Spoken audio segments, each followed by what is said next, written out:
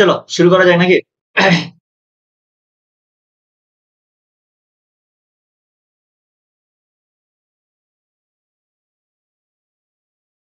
এই যে ফ্যাট বা লিপিড আমরা ফ্যাটি অ্যাসিড পড়েছিলাম।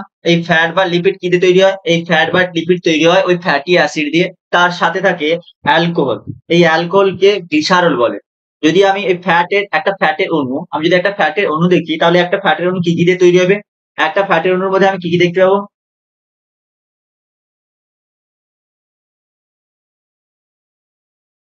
একটা ফ্যাটের অণুর মধ্যে আমি দেখতে পাবো কি কি? ৩ অণু ফ্যাটি অ্যাসিড,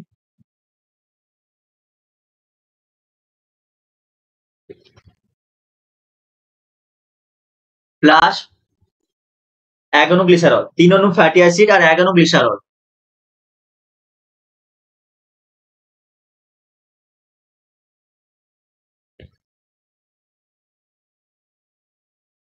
এই যে ৩ অণু ফ্যাটি অ্যাসিড আর ১ অণু গ্লিসারল বলছি, এই দুটো মিলেই তৈরি হবে একটা ফ্যাট। এই দুটো মিলে যেটা তৈরি করছে সেটাকে বলে ট্রাইগ্লিসারাইড ফ্যাট। কি বললাম? Triglyceride fat. এই দুটো ইকুয়াল টু কি হবে? এই দুটো ইকুয়াল টু হবে ট্রাইগ্লিসারাইড ফ্যাট। তাহলে একটা ফ্যাটের মধ্যে কি কি থাকে? ৩টা ফ্যাটি অ্যাসিড থাকবে আর একটা একটা কি থাকবে? একটা গ্লিসারল থাকবে।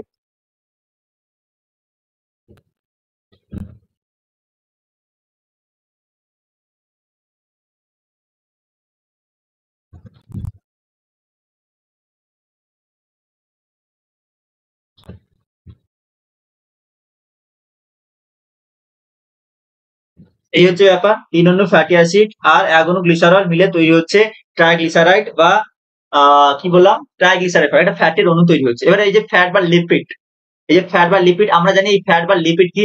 জলে দ্রবণীয়। ফ্যাট কি? ফ্যাট বা লিপিড হচ্ছে জলে দ্রবণীয় নাকি না? জলে অদ্রবণীয়, ওয়াটার ইনসলিবল। আর ফ্যাট সলিবল। এটা হচ্ছে জলে অদ্রবণীয়, ওয়াটার ইনসলিবল। ফ্যাট কি? Water insoluble.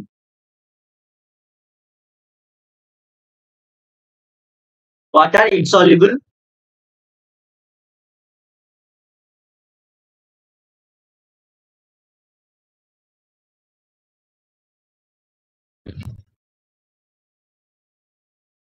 জলে অদ্রবণীয়। ঠিক আছে? Good evening everyone. আচ্ছা, জলে অদ্রবণ। এবার এই যে ফ্যাটের কথা বলা হচ্ছে, মনে রাখবে কোশ্চেন দেয় যে সব থেকে বেশি সেল মেমব্রেনে, কোষ পর্দায় আমরা সেল মেমব্রেন অলরেডি আমরা পড়ে এসেছি। যদি কোশ্চেন দেয় যে সেল মেমব্রেনে সব থেকে কোন ফ্যাট বেশি পাওয়া যায়, মনে রাখবে ফসফোলিপিড।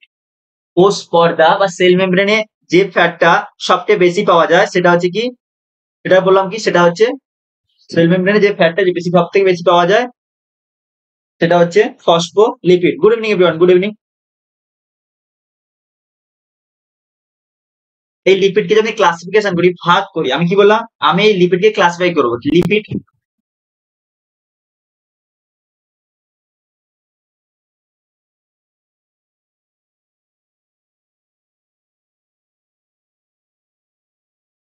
এই লিপিডকে আমি ৩টে ভাবে ক্লাস করা যায়।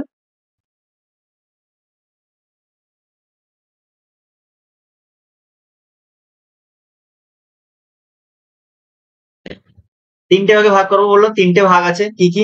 এক হচ্ছে সিম্পল লিপিড বা সরল লিপিড।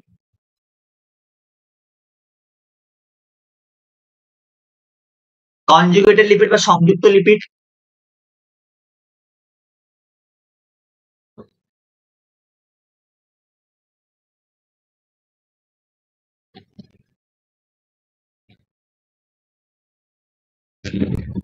আর হচ্ছে ডেরাইভড লিপিড বা লব্ধ লিপিড।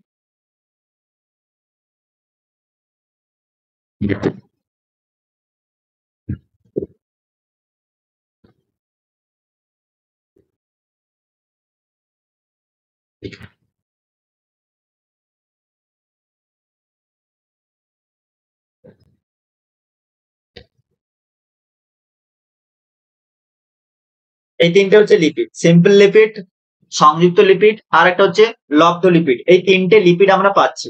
হচ্ছে এই যে তিনটে লিপিডের কথা বলা হচ্ছে, এই তিনটে লিপিডের মধ্যে সরল লিপিড কি? সরল লিপিড সেই লিপিড যেই লিপিডকে আমি যদি ভাঙি তাহলে দুটোই পাবো, ফ্যাটি অ্যাসিড আর গ্লিসারল পাবো।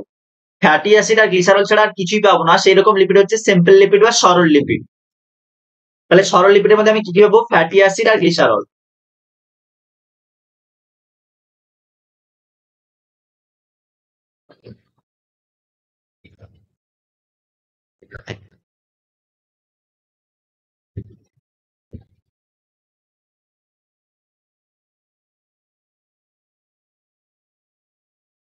একটা লিপিডকে যদি ভাঙি, সরল লিপিডের মধ্যে ফ্যাটি অ্যাসিড ও গ্লিসারল দিয়ে যে লিপিড তৈরি হবে তাকে বলছে সিম্পল লিপিড। ঠিক আছে, এবার আসি কনজুগেটেড লিপিড কি। কনজুগেটেড লিপিড মানে সংযুক্ত লিপিড। এই সংযুক্ত লিপিড মানে কি? সংযুক্ত লিপিড মানে সেই লিপিড যেই লিপিডের মধ্যে কি পাবো, ফ্যাটি অ্যাসিড গ্লিসারল আছে, তার সাথে সাথে কি আছে, আদার্স কোনো গ্রুপ আছে। বোঝা গেছে?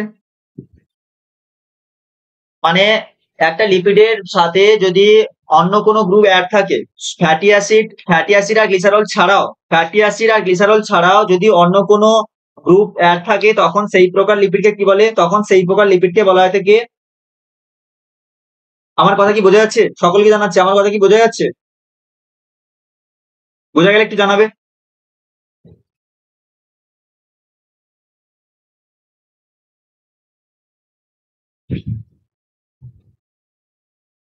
মানে নর্মাল ফ্যাট,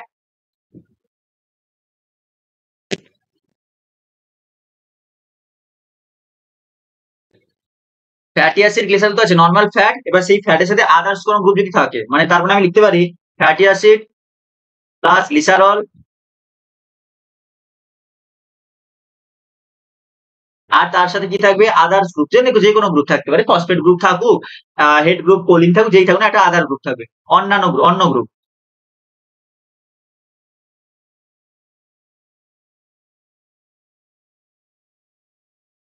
আদার্স কোনো গ্রুপ যদি থাকে, তাহলে তখন সেই প্রকার লিপিডকে বলছে কনজুগেটেড লিপিড। ঠিক আছে, এবার এই যে কনজুগেটেড লিপিডের পরে যে লিপিডটা আসবে সেটা হচ্ছে কি ডেরাইভড লিপিড বা লব্ধ লিপিড। কি বললাম? ডেরাইভড লিপিড বা লব্ধ লিপিড। এই ডেরাইভড লিপিড বা লব্ধ লিপিড কাকে বলে? মনে রাখবে, এই ডেরাইভড লিপিড বা লব্ধ লিপিড হচ্ছে, ব্যাপারটা হচ্ছে এই লিপিডের যে গঠন, আমি যদি স্ট্রাকচার দেখি, সেই স্ট্রাকচারে আমি কোন রকমের ফ্যাটি অ্যাসিড কিংবা গ্লাইসেরল পাচ্ছি না। মানে এর গঠন লিপিডের মতো নয়, কিন্তু এর প্রপার্টি ধর্ম লিপিডের মতো। ডেরাইভড লিপিড বা লব্ধ লিপিড সেই সমস্ত লিপিডকে বলে যার গঠন লিপিডের মতো নয়, কিন্তু তার প্রপার্টি ধর্ম হচ্ছে লিপিডের মতো, তাকে বলে লব্ধ লিপিড বা ডেরাইভড লিপিড। আমার কথা বোঝা গেছে?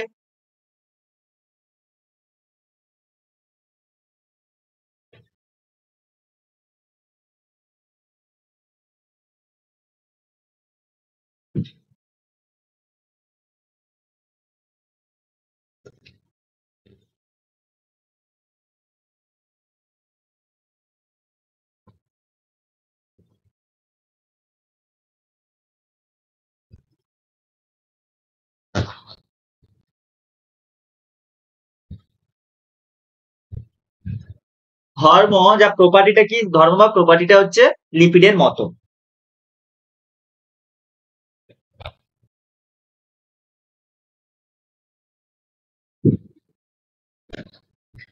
সরল ফ্যাট বা সিম্পল ফ্যাটের এক্সাম্পল কি? এবার আমাদের এক্সাম্পল একটু করতে হবে, তাই তো?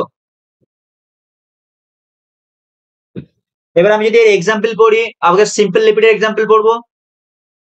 সিম্পল লিপিডের এক্সাম্পল কি? Monoglyceride, diglyceride, triglyceride.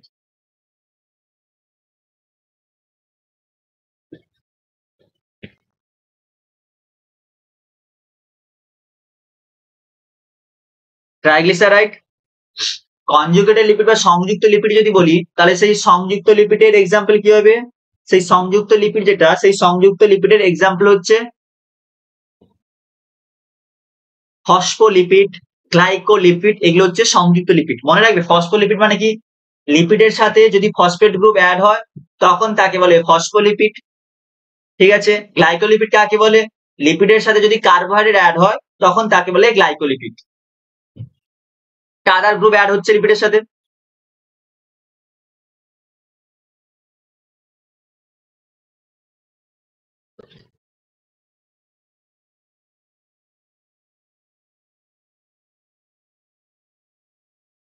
এই হচ্ছে ব্যাপার। আচ্ছা, এবার দেখো, যদি আমি ইন কেস ডেরাইভড লিপিডের কথা বলি, আমি কি বলেছি, তার গঠন লিপিডের মতো নয়, কিন্তু তার প্রপার্টি ধর্ম হচ্ছে লিপিডের মতো। তার এক্সাম্পল হচ্ছে কোলেস্টেরল। আমরা যে কোলেস্টেরল, স্টেরল বলি না, কোলেস্টেরল বলে, কোলেস্টেরল বেশি হয়ে যায়, ওই কোলেস্টেরল। সেই কোলেস্টেরলটা হচ্ছে একটা ডেরাইভড লিপিড বা তোমার লব্ধ লিপিড।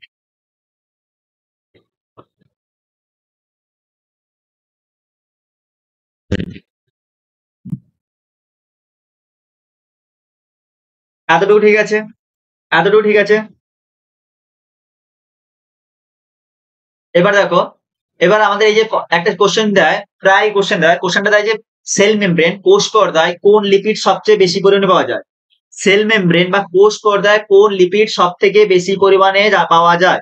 মনে রাখবে, সেল মেমব্রেন বা কোষ পর্দায় যে লিপিড সব থেকে বেশি পরিমাণে পাওয়া যায় সেটা হচ্ছে ফসফোলিপিড।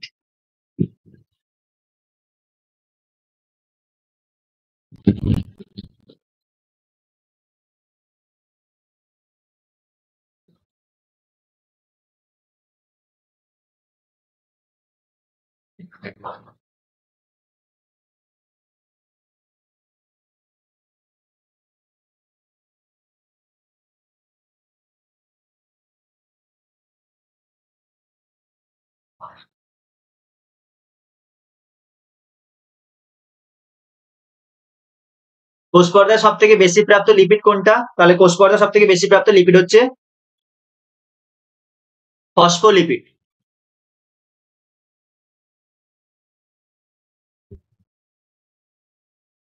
এই ফসফোলিপিড কি? ফসফোলিপিড হচ্ছে এক প্রকারের সংযুক্ত লিপিড বা কনজুগেটেড লিপিড।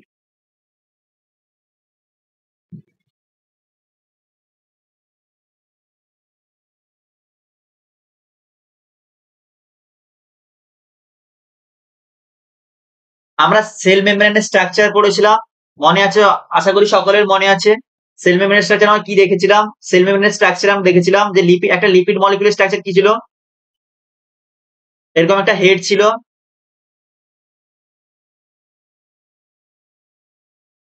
এরকম একটা স্ট্রাকচার ছিল, তাই তো?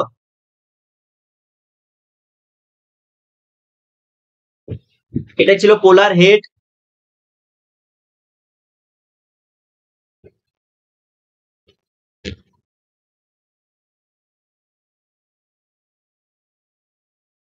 আর নিচে কি ছিল? নন পোলার টেল ছিল।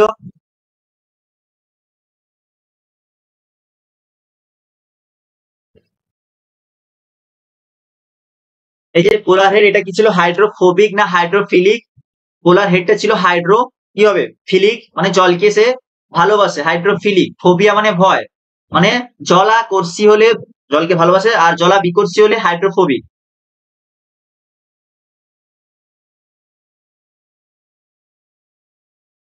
হাইড্রোফিলিক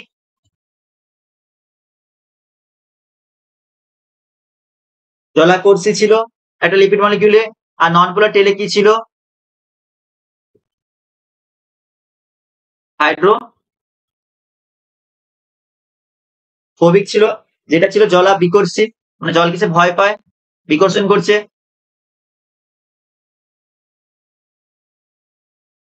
আচ্ছা দেখো, লিপিড মলিকিউল হচ্ছে এমন একটা মলিকিউল যার মধ্যে পোলার নন পোলার অর্থাৎ হাইড্রোফোবিক হাইড্রোফিলিক দুটোই আছে। যে সমস্ত মলিকিউলের মধ্যে পোলার নন পোলার দুটো জিনিস নিয়ে তৈরি হয় সেই সমস্ত মলিকিউলকে বলে অ্যাম্ফিপ্যাথিক মলিকিউল। কথা বোঝা গেছে? লিপিড মলিকিউলকে বা ফ্যাটের যে মলিকিউল, লিপিড অণুকে, তার মধ্যে যেহেতু পোলার হেড আর নন পোলার, পোলার নন পোলার দুটো জিনিস দিয়ে তৈরি হয়, সেই কারণে একে সেই সমস্ত মলিকিউলকে বলে অ্যাম্ফিপ্যাথিক মলিকিউল।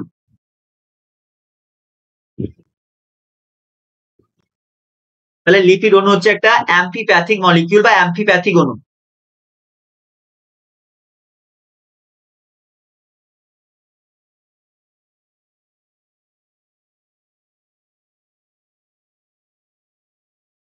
অ্যাম্ফিপ্যাথিক মলিকিউল বা অণু।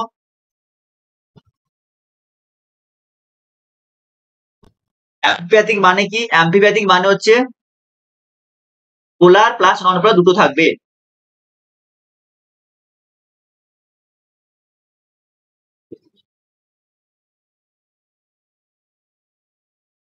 অ্যাম্ফিপ্যাথিক মানে তার মধ্যে কি থাকবে? তার মধ্যে পোলার বা নন পোলার দুটোই থাকবে। এবার একটা জিনিস দেখো, ফসফোলিপিড হচ্ছে কোষ পর্দায় প্রাপ্ত সব থেকে বেশি লিপিড। কি কোষ পর্দায় প্রাপ্ত সব থেকে বেশি লিপিড? ফসফোলিপিড আমরা পড়েছি। ফসফোলিপিড মানে এই যে লিপিড অণু, এই যে হেড গ্রুপ আছে, মাথাটা হেড গ্রুপ, পোলার হেড যে হেড গ্রুপ, আর সেই হেড গ্রুপটা যদি ফসফেট হয়, যদি হেড গ্রুপটা ফসফেট হয় তখনই তাকে বলা হচ্ছে, কি বললাম, তখনই তাকে বলে ফসফোলিপিড। ঠিক আছে? এবার এখানে একটা টার্ম আছে যে লেসিথিন। লেসিথিন কি?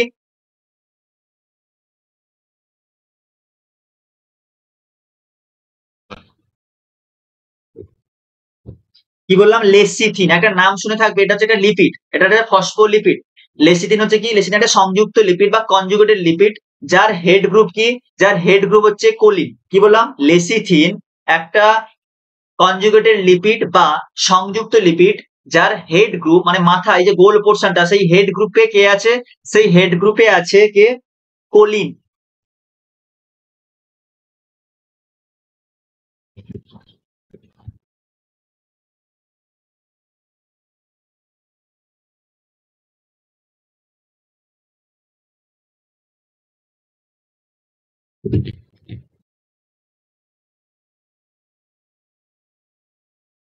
যার হেড গ্রুপে কে আছে?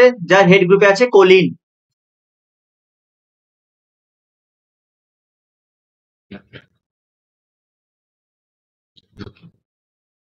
এতটুকু ক্লিয়ার? যদি বুঝতে পারে তাহলে একটু জানাবে। এতটুকু ক্লিয়ার হয়েছে?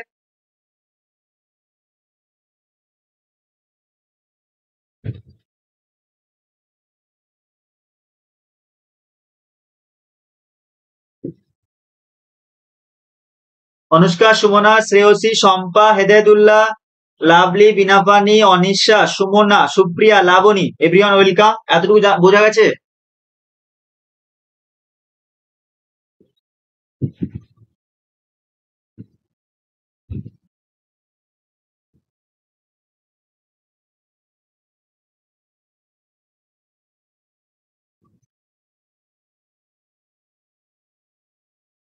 আচ্ছা, বোঝা গেলে বলবে, তারপরে শুরু করবো আমরা।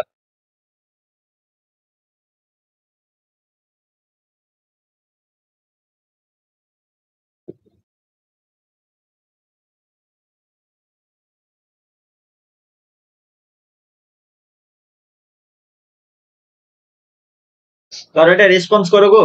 এতজন ক্লাস করছে, একটু রেসপন্স করবে না?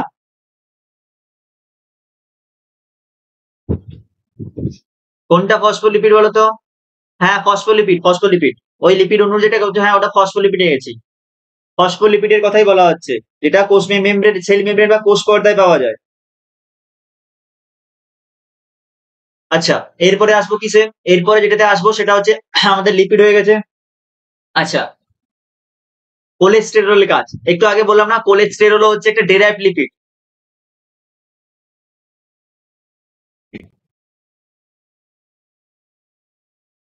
কোলেস্টেরল কি বলেছিলাম? যে কোলেস্টেরল হচ্ছে একটা লব্ধ লিপিড, অর্থাৎ ডেরাইভড লিপিড। এই লিপিডের মানে এই কোলেস্টেরল কি, কোলেস্টেরলের গঠন লিপিডের মতো নয়, কিন্তু তার প্রপার্টি ধর্ম লিপিডের মতো, তাই এটা লিপিডের আন্ডারে আসছে। কোলেস্টেরলের কাজ কি? কোলেস্টেরলের কাজ হচ্ছে এ কি করে, এই যে আমাদের কোষ পর্দা পড়েছিলাম, ওখানে পড়েছিলাম না, কোষ পর্দা সেল মেমব্রেনের একটা উপাদান হচ্ছে কোলেস্টেরল। এ কি করে? এর লিপিড মলিকিউলকে স্টেবিলিটি দেয়। এই লিপিড মলিকিউলকে কি করে? এই লিপিড মলিকিউলকে স্টেবিলিটি প্রদান করে, ঠিক আছে, স্থায়ী করে, লিপিড মলিকিউলকে স্টেবিলিটি প্রদান করে। আর কি করে কোলেস্টেরল? আর কোলেস্টেরলের কাজ হচ্ছে স্টেরয়েড হরমোন সিনথেসিসে তৈরি করতে সাহায্য করে, ঠিক আছে, স্টেরয়েড হরমোন তৈরি করে। কোলেস্টেরল কি? কোলেস্টেরল হচ্ছে একটা লব্ধ লিপিড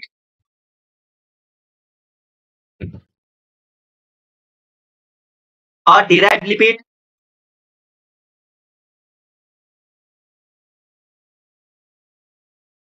এর ফাংশন কি, কাজ, কাজ কি?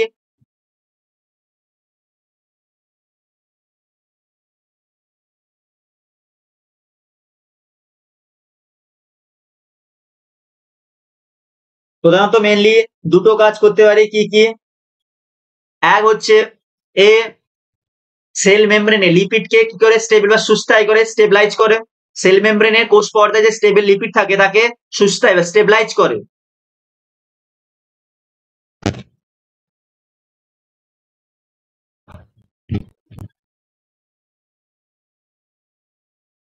তার মানে কি? তার মানে হচ্ছে লিপিড কিন্তু ভালো, এই কোলেস্টেরল কিন্তু আমাদের ভালো উপকারে লাগে, কিন্তু তার মানে এই নয় যে এক্সট্রা কোলেস্টেরল, এক্সেসিভ যে কোনো জিনিসই খারাপ।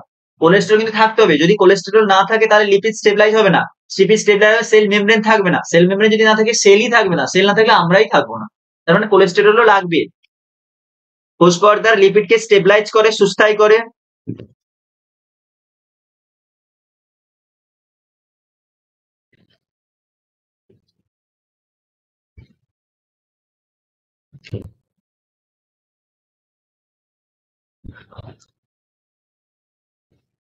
কোষ পর্দার লিপিডকে সুস্থায়ী বা স্টেবিলাইজ করে।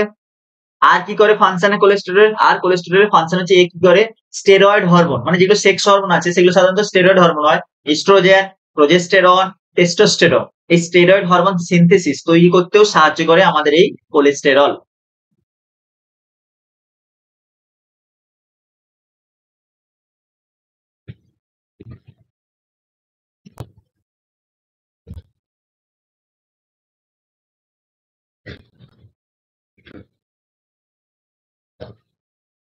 আচ্ছা, এই ছিল আমাদের লিপিড বা ফ্যাট সম্পর্কে ডিটেলস আলোচনা।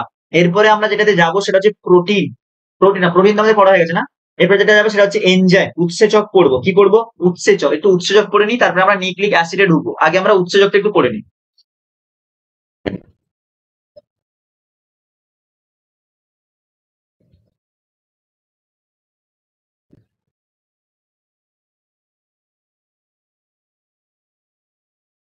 ফার্স্ট অফ অল আমি যদি বলি উৎসেচক কি, মনে রাখবে উৎসেচক কি, বলো দেখো উৎসেচক কি।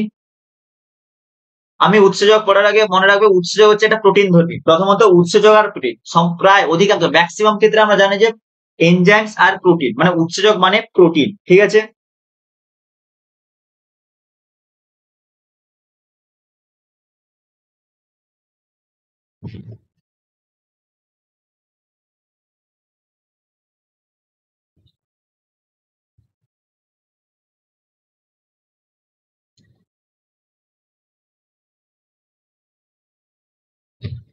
উৎসেচক হচ্ছে প্রোটিন ধর্মী। এর প্রপার্টি যদি আমি লিখি এনজাইমের,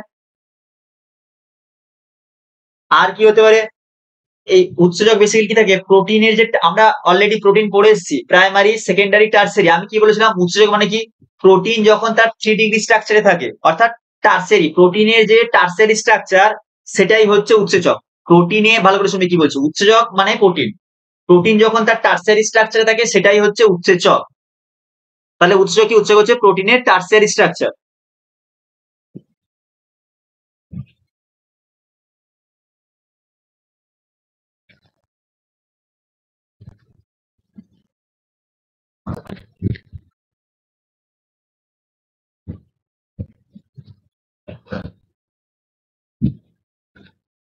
প্রোটিনের টার্সিয়ারি গঠন 3D স্ট্রাকচার হচ্ছে উৎসেচক। আমরা এটাও বলেছিলাম যে উৎসেচকের যে অ্যাক্টিভ সাইট থাকে সেই অ্যাক্টিভ সাইটে প্রোটিনের কোন গঠন থাকে, একটা কোশ্চেন জিজ্ঞেস করেছিলাম। উৎসেচকের যে অ্যাক্টিভ সাইট থাকে সেখানে থাকে কি, সেখানে থাকে প্রোটিনের টার্সিয়ারি স্ট্রাকচার মানে 3D স্ট্রাকচার, এবং এটাই হচ্ছে মোস্ট অ্যাক্টিভ। প্রোটিনের কোন স্ট্রাকচারটা মোস্ট অ্যাক্টিভ, সব থেকে বেশি সক্রিয় এবং ফাংশনাল, সক্রিয় এবং কাজ করে, সেটা হচ্ছে 3D স্ট্রাকচার, এটাও বলেছিলাম। আচ্ছা, এরপর আছে এই যে প্রোটিন, এই প্রোটিনের স্পেসিফিসিটি আছে, সরি উৎসেচক, এই উৎসেচকের স্পেসিফিসিটি আছে মানে কি, মানে হচ্ছে যে একটা উৎসেচক, আমরা এটা কি জানি যে উৎসেচক কোনো বস্তু, যে বস্তুর উপর উৎসেচক কাজ করে, এনজাইম বা উৎসেচক যে বস্তুর উপর কাজ করে সেই বস্তুকে কি বলে, এনজাইম বা উৎসেচক যে বস্তুর উপর কাজ করে তাকে বলে সাবস্ট্রেট, এটা আমরা জানি।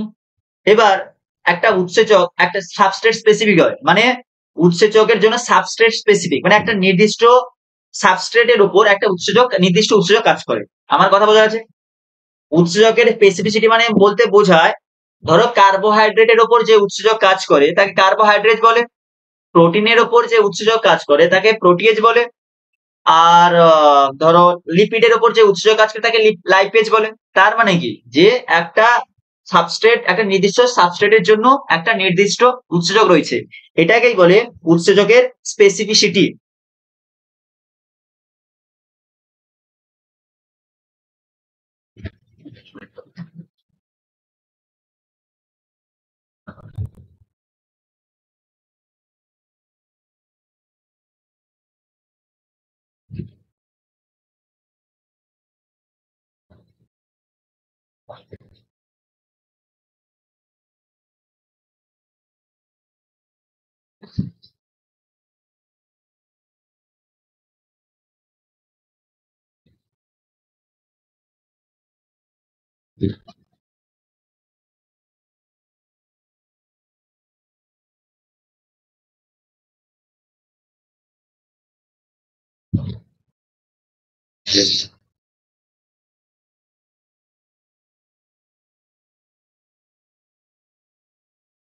একটা নির্দিষ্ট সাবস্ট্রেটের উপর একটা নির্দিষ্ট উৎসেচক কাজ করে। এতটুকু বোঝা গেছে? এরপরে আমরা কি পড়বো? এরপরে আমরা যেটা পড়বো উৎসেচকের আরো কিছু প্রপার্টি বা ধর্ম পড়ছি। কি আছে? উৎসেচক অপটিমাম পিএইচ, একটা নির্দিষ্ট উৎসেচকের কাজ করার জন্য তার অপটিমাম পিএইচ, অপটিমাম টেম্পারেচার লাগে। মানে কি? মানে হচ্ছে উৎসেচক একটা নির্দিষ্ট টেম্পারেচারে, যেটাকে অপটিমাম টেম্পারেচার বলে, আর একটা নির্দিষ্ট পিএইচ এ কাজ করতে পারে। প্রত্যেকটা উৎসেচকের পিএইচ আলাদা আলাদা হতে পারে। কেউ অ্যাসিডিক পিএইচে ঠিকঠাক কাজ করে, কেউ ক্ষারীয় পিএইচে কাজ করতে পারে। ডিপেন্ডস করছে। তাই বলছি যে একটা নির্দিষ্ট উৎসেচক আর একটা নির্দিষ্ট সাবস্ট্রেটের উপর আমাদের এই উৎসেচক কাজ করে।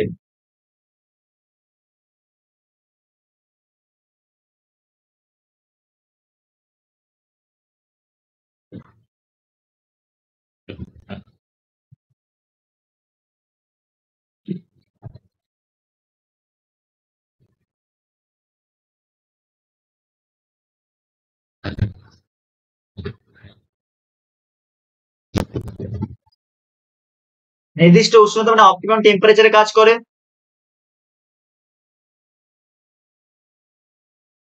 কোনো পয়েন্ট যদি বুঝতে না পারো তাহলে আমাকে আরেকবার জিজ্ঞেস করবে।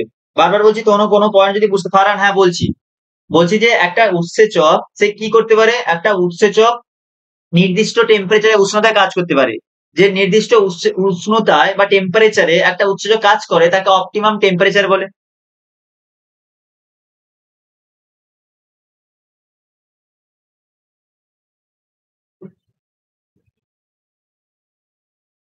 পারান লেসিথিন হচ্ছে একটা ফসফোলিপিড। একটা ওয়ান টাইপের ফসফোলিপিড হচ্ছে লেসিথিন, যার হেড গ্রুপ মাথায় কি থাকবে? মাথায় থাকবে কোলিন। তুমি ফারান অনেক পিছনে আছো, তুমি লাইভ ক্লাস করো ফারান, তুমি অনেক পেছনে আছো।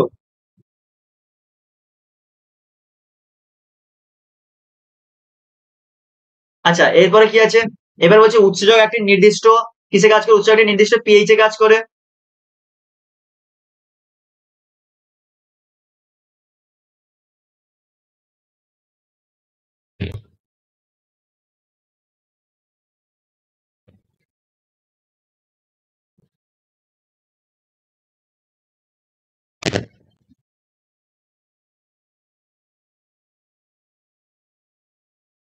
উৎসেচক একটি নির্দিষ্ট পিএইচ এ কাজ করছে। ক্লিয়ার? আর কি? আর হচ্ছে এই যে উৎসেচকের কথা বলছি, এই উৎসেচক কি করে? এই উৎসেচক বিক্রিয়ার পরিবর্তন করতে পারে না। কোনো একটা বিক্রিয়াকে পরিবর্তন করতে পারে না। এই কি করতে পারে? এবার কিন্তু বিক্রিয়া রেট অফ রিয়াকশন বাড়ায়। একটা বিক্রিয়ার গতিবেগ বাড়াতে পারে, বিক্রিয়াটিকে পরিবর্তন করতে পারে না, কেমিক্যাল মডিফিকেশন ঘটাতে পারে না। এই কেবলমাত্র বিক্রিয়ায় উপস্থিত থেকে রেট অফ রিয়াকশন বাড়ায়। বোঝা গেছে কি বললাম? রেট অফ রিয়াকশন বাড়ায়। ইনক্রিজ রেট অফ রিয়াকশন, একটা বিক্রিয়ার রেট বা বেগ বাড়ায়।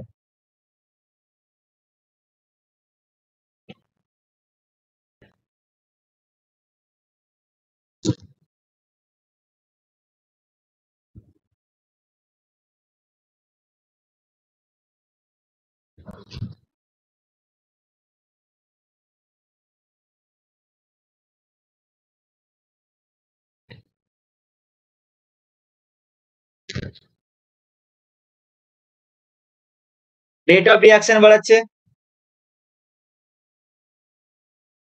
হয়েছে?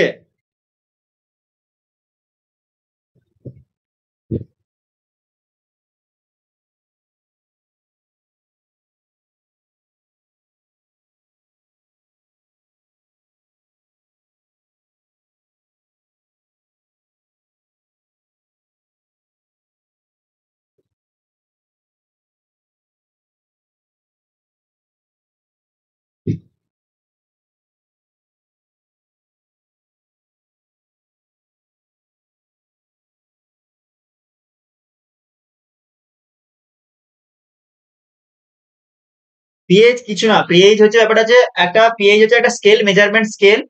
সেই মেজারমেন্ট স্কেলে পিএইচ একটা মেজারমেন্ট স্কেল, যেখানে আমরা দেখতে পাবো একটা মিডিয়াম, সেটা অ্যাসিডিক কিনা, বেসিক কিনা, নিউট্রাল, প্রশম নাকি অ্যাসিডিক অর্থাৎ আম্লিক নাকি ক্ষারীয়।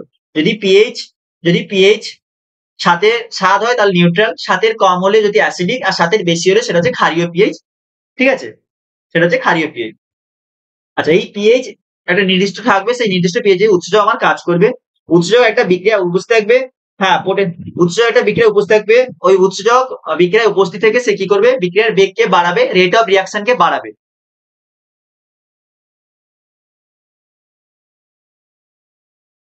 এবার একটা কেস হচ্ছে এই যে কি হয় এনজাইম, আমি এনজাইমকে ই দিয়ে ডিনোট করব, এনজাইমকে এনজাইমকে ই দিয়ে ডিনোট করব, আর সাবস্ট্রেটকে কি দিয়ে ডিনোট করব? আর সাবস্ট্রেটকে আমি এস দিয়ে ডিনোট করব। তার মানে যদি আমি ই করি এনজাইম প্লাস সাবস্ট্রেট,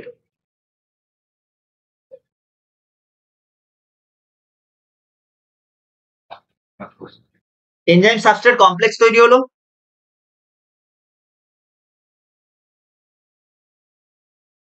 তারপর সেখান থেকে কি হবে? তারপর সেখান থেকে তারপর সেখান থেকে এনজাইম আর প্রোডাক্ট পাবো। বোঝা গেছে কি বললাম?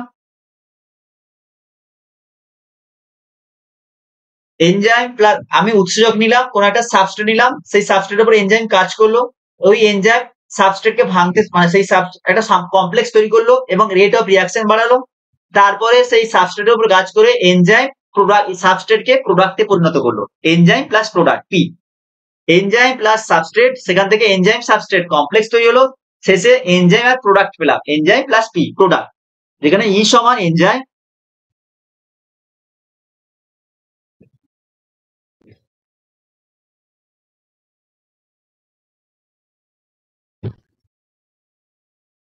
সাবস্ট্রেট আর কি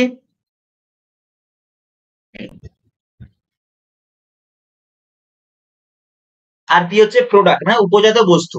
একটা বস্তু একটা নর্মাল কম্পাউন্ড ছিল, এনজাইম যোগ করলাম, ওই কম্পাউন্ডের সাথে এনজাইম যোগ হলো, এনজাইম সাবস্ট্রেট কমপ্লেক্স তৈরি হলো, শেষমেশ ওই সাবস্ট্রেট থেকে প্রোডাক্ট পাবো, মানে উপজাত বস্তু পেলাম। যে দুটো আলাদা হয়ে গেল, এনজাইম প্রোডাক্ট এনজাইম কমপ্লেক্স থেকে আলাদা হয়ে গেল। এই হচ্ছে পুরো এনজাইম কিভাবে কাজ করে সেটার একটা নর্মাল রূপরেখা। এই enzyme substrate complex, rate of reaction, তারপরে ইনক্রাফট এগুলো তোমাদের নেই, যতটুকু তোমাদের লাগবে ততটুকুই পড়ানো হচ্ছে। ঠিক আছে, এরপরে আসি আমরা কিসে আসবো? এরপরে আমরা আসবো এনজাইমের ক্লাসিফিকেশনে। মানে একটা এনজাইমকে নর্মালি 6টা ক্লাস আছে। একটা এনজাইমের 6টা ক্লাস আছে। কি কি আছে 6টা class? O T L I L, কি বললাম? O T T L I L, O T H L I L, 6টা class O T H L I এল।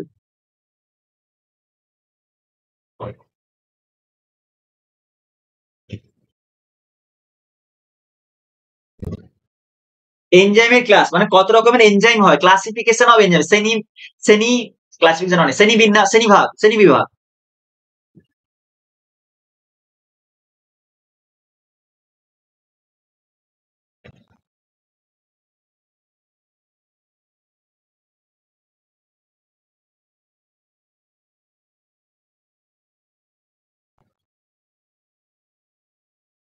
আমি যদি এনজাইমের ক্লাসিফিকেশন দেখি, তাহলে এনজাইমের ক্লাসিফিকেশন দেখবো টোটাল বললাম 6টা ক্লাস আছে এনজাইম, 6টা রকমের 6টা ক্লাসের এনজাইম হয়ে থাকে। মনে কি রাখবে? O T H L I L. কি কি আছে? 1 নম্বর ক্লাস কি? ক্লাস 1 কি?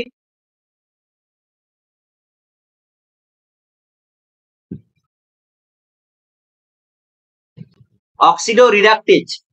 কি বললাম? অক্সিডো রিডাকটেজ হচ্ছে 1 নম্বর ক্লাস।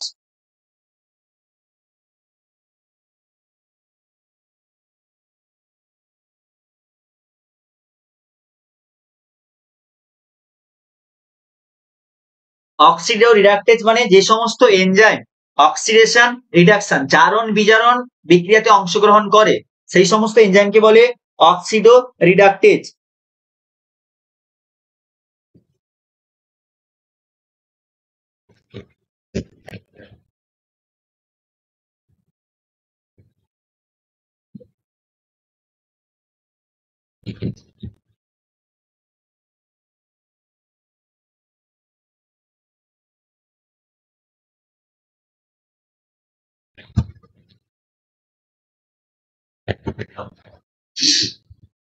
আচ্ছা, ও এক্সাম্পল কি হবে? অক্সিডো রিডাকটেজ যে এনজাইম, সেই এনজাইমের এক্সাম্পল কি হতে পারে?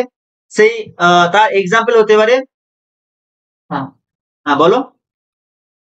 হ্যাঁ, ডিহাইড্রোজিনেজ আর ক্যাটালেজ।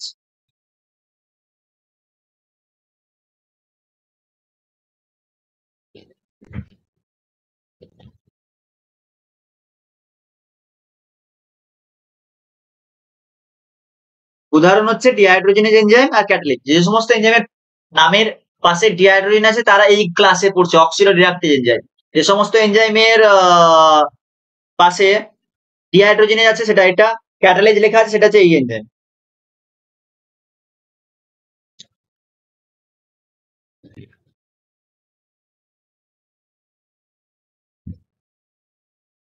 ক্লিয়ার? এই হচ্ছে ব্যাপার। একটু দাঁড়াও।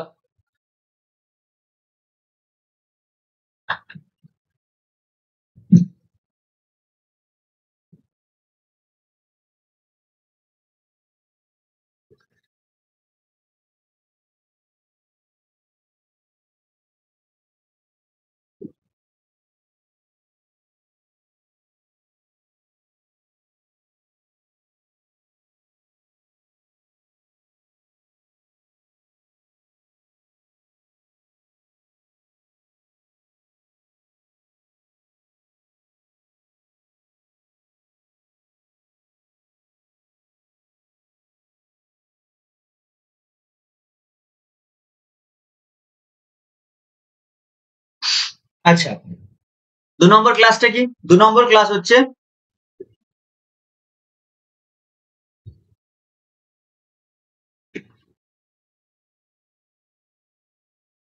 OTTHLIA বলেছিলাম। 2 নম্বর ক্লাসটা হচ্ছে T for transferase. 2 number class হচ্ছে ট্রান্সফারেজ।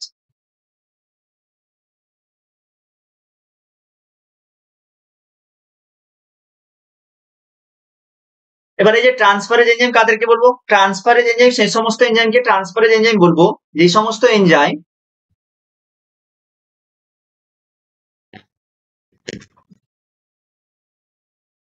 যারা ট্রান্সফার করবে, গ্রুপ কোন একটা গ্রুপকে ট্রান্সফার করবে। যদি এনজাইম গুলো সাবস্ট্রেটের গ্রুপকে ট্রান্সফার করে, এনজাইম বা উৎসেচক সাবস্ট্রেটের গ্রুপকে যদি ট্রান্সফার করে তখন তাকে বলবো ট্রান্সফারেজ।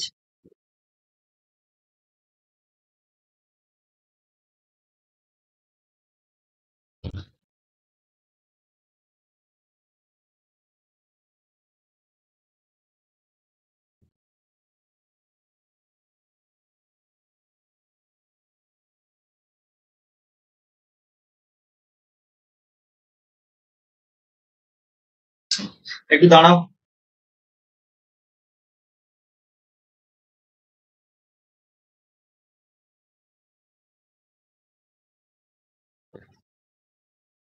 কি যে হচ্ছে, পেনটা আজকে কাজ করছে না। দাঁড়াও।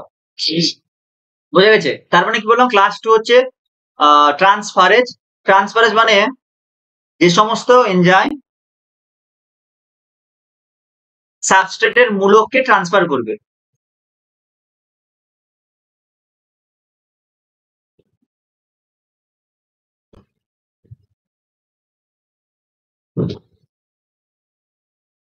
গ্রুপ ট্রান্সফার করবে।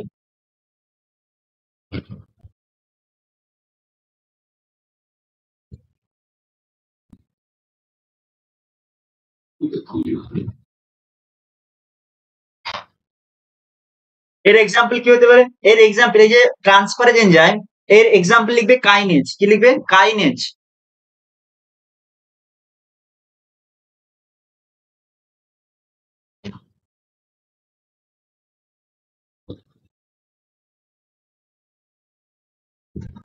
আচ্ছা, নেক্সট আছে 3 নম্বর ক্লাস। এনজাইমে 6টা ক্লাস বলেছিলাম, এবার 3 নম্বর ক্লাসে আছি।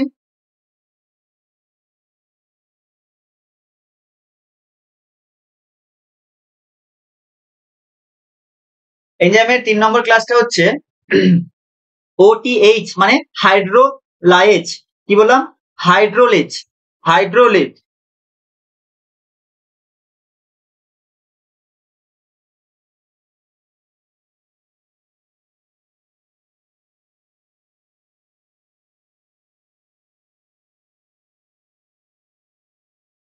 এই যে হাইড্রোলেজ এনজাইমের কথা বলছি, হাইড্রোলেজ মানে মনে রাখবে, হাইড্রোলেজ মানে আর্দ্র বিশ্লেষক উৎসেচক। বাংলায় যদি বলি হাইড্রোলেজের মানে, বাংলায় হাইড্রোলেজ মানে হচ্ছে আর্দ্র বিশ্লেষক উৎসেচক।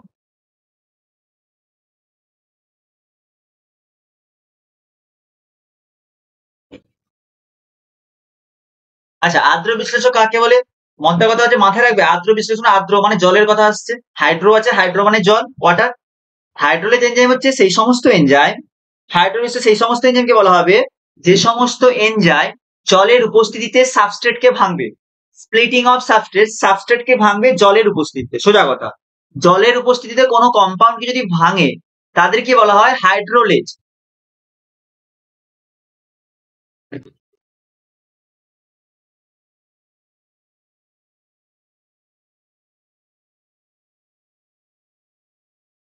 আমি কি বললাম? জলের উপস্থিতিতে ভাঙবে।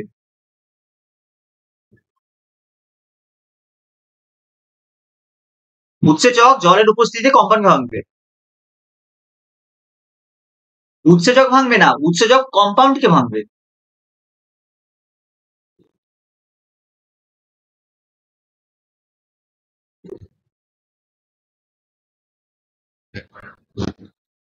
আচ্ছা, এক্সাম্পল হিসেবে কি মনে রাখবে?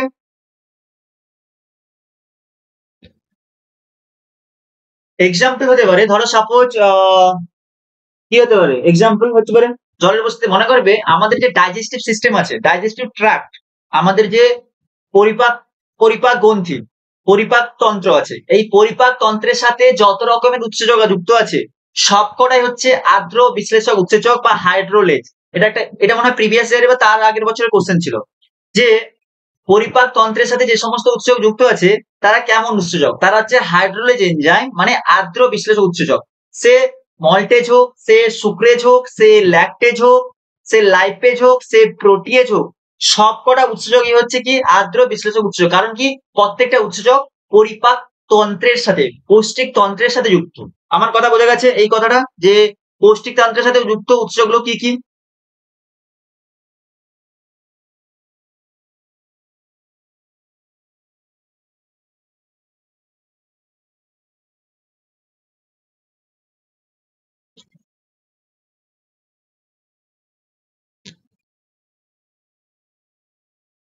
পৌষ্টিক তন্ত্রের সাথে যুক্ত সমস্ত উৎসেচকই হচ্ছে আমার হাইড্রোলেজ অর্থাৎ আর্দ্র বিশ্লেষক উৎসেচক।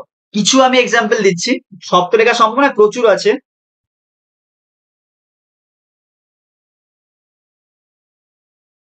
যেমন ধরো লাইপেজ লিপিডকে ভাঙে, অ্যামাইলেজ যেটা আমাদের মুখে থাকে অ্যামাইলেজ,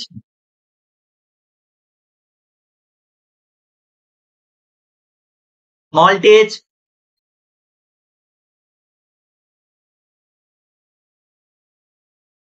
সুক্রেজ, প্রোটিনকে ভাগে প্রোটিয়েজ, লাইপেজ।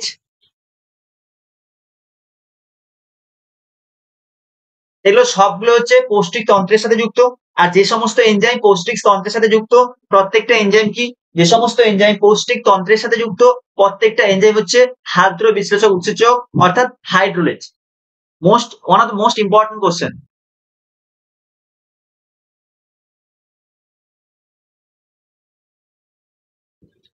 এবার আসি ক্লাস নম্বর 4 নম্বর ক্লাস।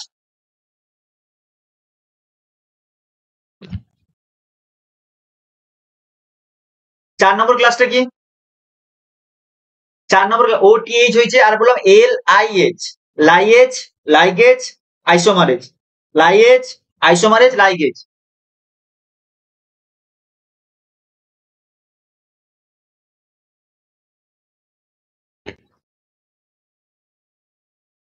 লাইজ মনে রাখবে, ক্লাস 3 ক্লাস 4 একই জিনিস। এও কম্পাউন্ডকে ভাঙবে, কিন্তু একটা জলের উপস্থিতিতে ভাঙবে, একটা জলের অনুপস্থিতিতে ভাঙবে। প্রেজেন্স অফ ওয়াটার, জলের উপস্থিতি যদি ভাঙে তাহলে সেটা হচ্ছে হাইড্রোলেজ বা আর্দ্র বিশ্লেষক উৎসেচক। আর ক্লাস 4 যেটা লাইজ সেটা জলের অনুপস্থিতিতে ভাঙবে, তার জন্য জলের সে এমনি ভেঙে দেয়, জলের দরকার হয় না।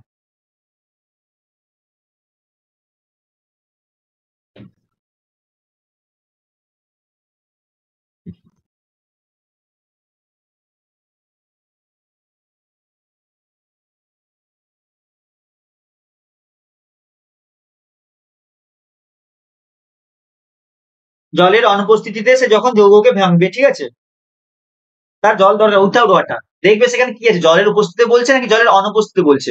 উইথাউট ওয়াটার যদি হয় তাহলে হচ্ছে লাইএচ।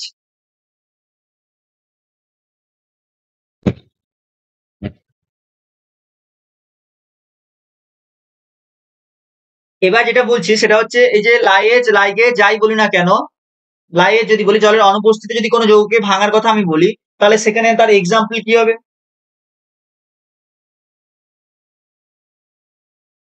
তার এক্সাম্পলটা কি হবে মনে রাখবে? অ্যালডোলেজ। কি এক্সাম্পল হবে? অ্যালডোলেজ।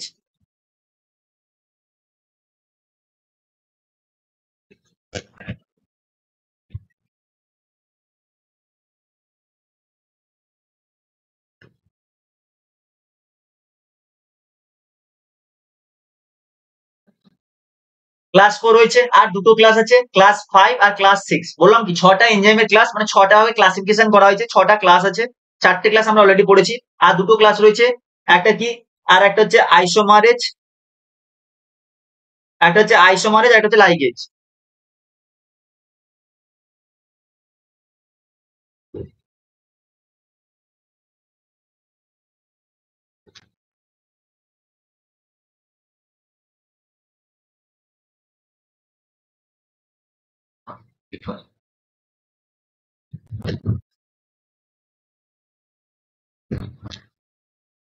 পাঁচ নম্বর ক্লাস কি? 5 নম্বর ক্লাস হচ্ছে আইসোমারেজ। এখন এই আইসোমারেজ মানে কি? মনে রাখবে এই আইসোমারেজ মানে কি? আইসোমার তৈরি করা। আইসোমার কাকে বলে? আইসোমার কাকে বলে? যে সাবস্ট্রেট, মানে ধরো অনেকগুলো সাবস্ট্রেট আছে বা যৌগ আছে, তাদের পুনর্বিন্যাস করবে, রিঅ্যারেঞ্জমেন্ট অফ সাবস্ট্রেট। আইসোমার মানে একই রকম দেখতে আইসোমার বলে, ওই আইসোমারের এনজাইম ওই জিনিসটা করে, ও কি করে? সাবস্ট্রেটের পুনর্বিন্যাস, রিঅ্যারেঞ্জমেন্ট করবে। এই সমস্ত উৎসেচক সাবস্ট্রেটের পুনর্বিন্যাস করবে।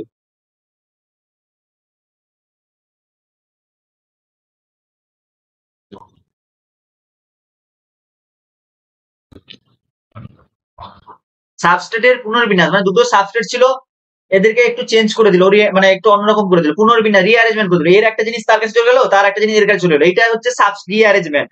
এই যে সাবস্ট্রেটের পুনর্বিন্যাস, এই জিনিসটা করবে আইসোমারেজ এনজাইম, এটাকে বলে সাবস্ট্রেটের পুনর্বিন্যাস।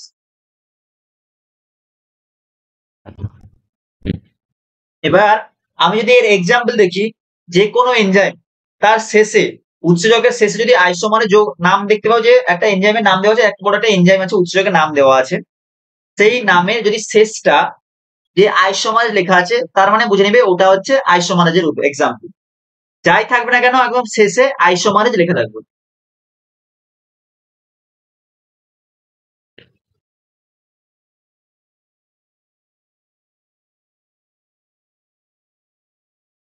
লাস্ট ক্লাস 6 নম্বর ক্লাস, সেই গুড ইভিনিং হিমালি। 6 নম্বর ক্লাস, সেই 6 নম্বর ক্লাসটা কি? সেই 6 নম্বর ক্লাসটা হচ্ছে, অরুণিমা আজকে এত লেট করে এলে কেন? সেই 6 নম্বর ক্লাসটা হচ্ছে লাইগেজ।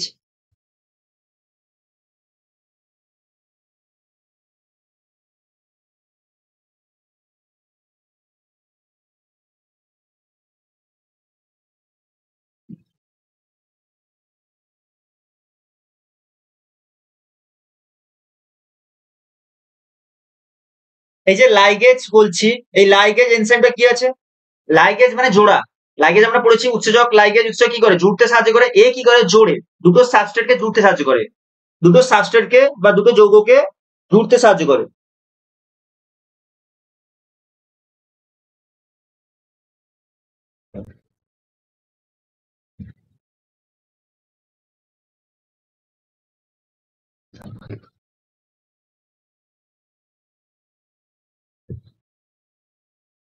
ফর এক্সাম্পল নিয়ে নাও ডিএনএ লাইগেজ নিয়ে নাও। ডিএনএ এর যে নিউক্লিওটাইড বেস, নাইট্রোজেন বেস গুলোকে কে জুড়ছিল? একটা নিউক্লিওটাইড তার সাথে আরেকটা নিউক্লিওটাইড, এই দুটো নিউক্লিওটাইড জুড়ছিল কোন ডিএনএ এর ক্ষেত্রে কোন এনজাইম? সেটা হচ্ছে ডিএনএ লাইগেজ।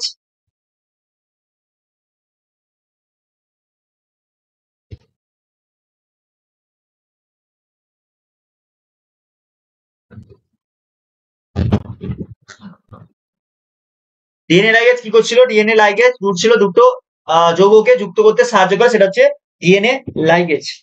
এবার এটা হচ্ছিল আমাদের ক্লাস, এনজাইমের ক্লাস। এতটুকু বোঝা গেছে? এনজাইমের ক্লাস বোঝা গেছে? এনজাইমের ক্লাস বোঝা গেছে? এনজাইমের ক্লাস বোঝা গেছে, 6টা ক্লাস বোঝা গেছে।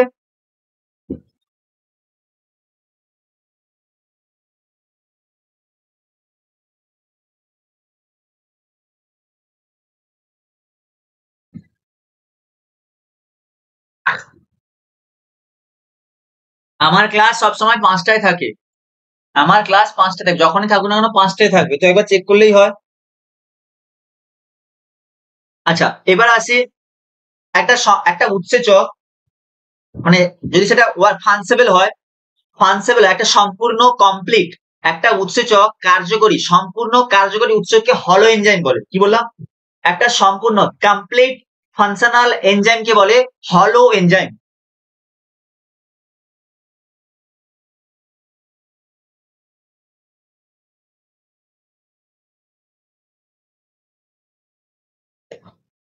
হলো এনজাইম কি?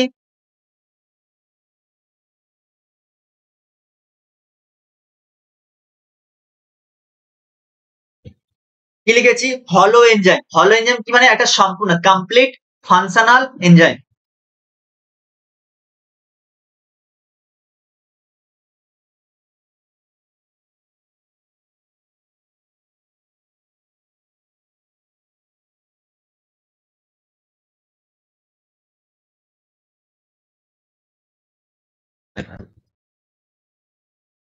সম্পূর্ণ কার্যকরী।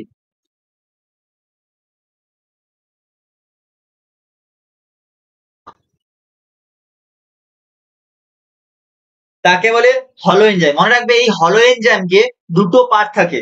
হলো এনজাইম দুটো পার্ট নিয়ে তৈরি। এটা কিন্তু মোস্ট ইম্পর্টেন্ট টপিক, বারবার বলছি এটা ইম্পর্টেন্ট টপিক। এই উৎসকের এই পোর্শনটাও ইম্পর্টেন্ট টপিক, একটু মাথায় রাখবে। উৎসকের এই পোর্শনটাও ইম্পর্টেন্ট, একটু মাথায় রাখবে। এই হলো এনজাইম দুটো জিনিস দিয়ে তৈরি হয়।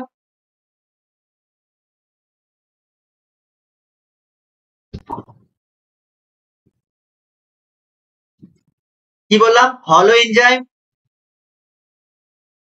দুটো জিনিস নিয়ে তৈরি হয়। সেই দুটো জিনিস কি কি? একটা হচ্ছে প্রোটিন পার্ট আর একটা নন প্রোটিন পার্ট। মানে প্রোটিন অংশ আর নন প্রোটিন অংশ বা অপ্রোটিন অংশ দিয়ে তৈরি হয় একটা হলো এনজাইম।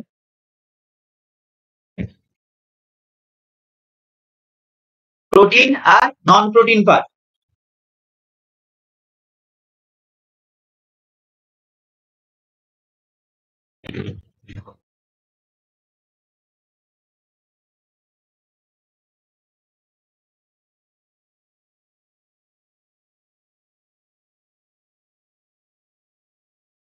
একটা হলো এনজাইম বা কমপ্লিট এনজাইমের যেই পোর্শনটা হচ্ছে প্রোটিন পার্ট, সেই প্রোটিন পার্টের একটা নাম আছে। সেই প্রোটিন পার্টকে কি বলে? সেই প্রোটিন পার্টকে বলে অ্যাপো এনজাইম। কি বললাম? প্রোটিন পার্টকে বলে অ্যাপো এনজাইম।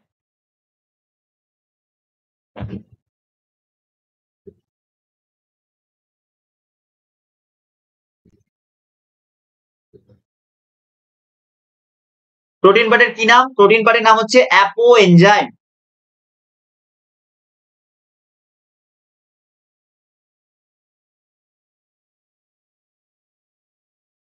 আর একটা হলো এনজাইমের যে পোর্শনটা নন প্রোটিন পার্ট থাকে, হলো এনজাইমে দুটো পার্ট থাকে, যেটা নন প্রোটিন পার্ট, তাকে কি বলে?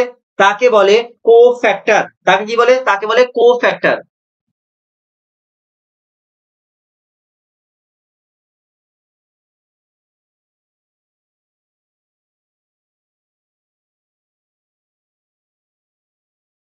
ক্লিয়ার? হলো এনজাইমে দুটো পার্ট, একটা হচ্ছে প্রোটিন পার্ট, একটা হচ্ছে নন প্রোটিন পার্ট। যেটা প্রোটিন পার্ট তাকে বলে অ্যাপো এনজাইম, আর যেটা নন নন প্রোটিন পার্ট মানে প্রোটিন নেই, নন প্রোটিন পার্ট, তাকে বলে কোফ্যাক্টর। এবার এই কোফ্যাক্টরকে আবার দুটো ভাগে ভাগ করা হয়। কোফ্যাক্টরকে আবার দুটো ভাগে ভাগ করা যেতে পারে, একটা হচ্ছে অর্গানিক আর একটা হচ্ছে ইনঅর্গানিক।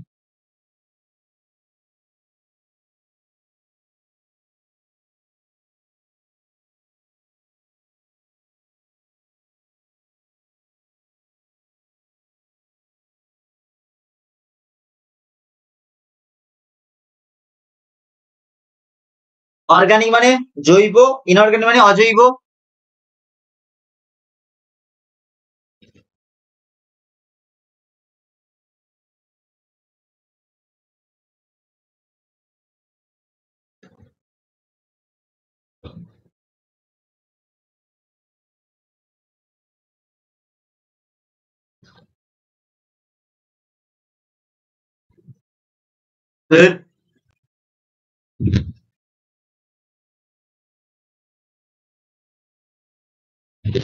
আচ্ছা, এই যে অর্গানিক পার্ট, কোফ্যাক্টরকে বললাম দুটো ভাগে ভাগ করা যায়, একটা হচ্ছে অর্গানিক, একটা হচ্ছে ইনঅর্গানিক। অর্গানিক মানে জৈব, বারবার বলছি, এই যে টেবিলটা, এই টেবিল থেকে একটা কোশ্চেন আসবে। এই যে টেবিলটা আমি আঁকছি, যে ড্র করছি ডায়াগ্রামটা, এই ডায়াগ্রাম থেকে একটা কোশ্চেন আসবেই আসবে।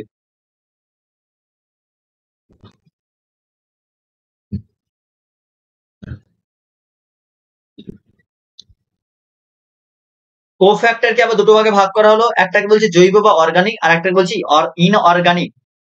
ইনঅর্গানিক বা অজৈব, ঠিক আছে, ইনঅর্গানিক বা অজৈব।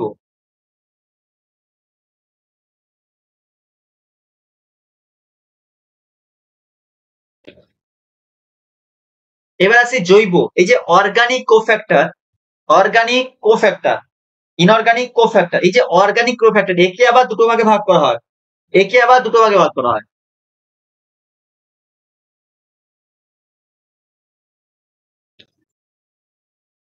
কি কি? একটাকে বলে, একটাকে বলে প্রস্থেটিক গ্রুপ, আর একটাকে বলে কি কো এনজাইম।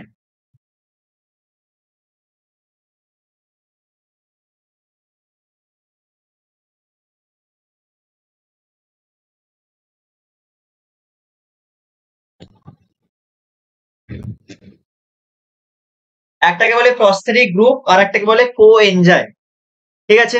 কো এনজাইম মানে কি? কো এনজাইম মানে হচ্ছে তাকে বলে অ্যাপো এনজাইম। অ্যাপো কোফ্যাক্টর, মনে করে আমি কি বলছি ভালো করে শুনবে। যে যে কোফ্যাক্টরটা অ্যাপো এনজাইমের সাথে যে নন প্রোটিন পার্ট বা কোফ্যাক্টর টাইটলি যুক্ত থাকে, তাকে বলে কো এনজাইম, নাকি না, তাকে বলে কো, কো মানে সহ, কো মানে কি সহ উৎসেচক, কো এনজাইম মানে সহ উৎসেচক, মানে সে পাশাপাশি আছে, টাইটলি নেই, লুজলি আছে, শিথিলভাবে যুক্ত। অ্যাপো এনজাইমের সাথে কোফ্যাক্টর যখন শিথিলভাবে যুক্ত, তখন তাকে বলে কো এনজাইম। অ্যাপো এনজাইমের সাথে যখন কোফ্যাক্টরটা টাইটলি যুক্ত, মানে দৃঢ়ভাবে যুক্ত, তখন তাকে বলে প্রস্থেটিক গ্রুপ। আমার কথা বোঝা গেছে?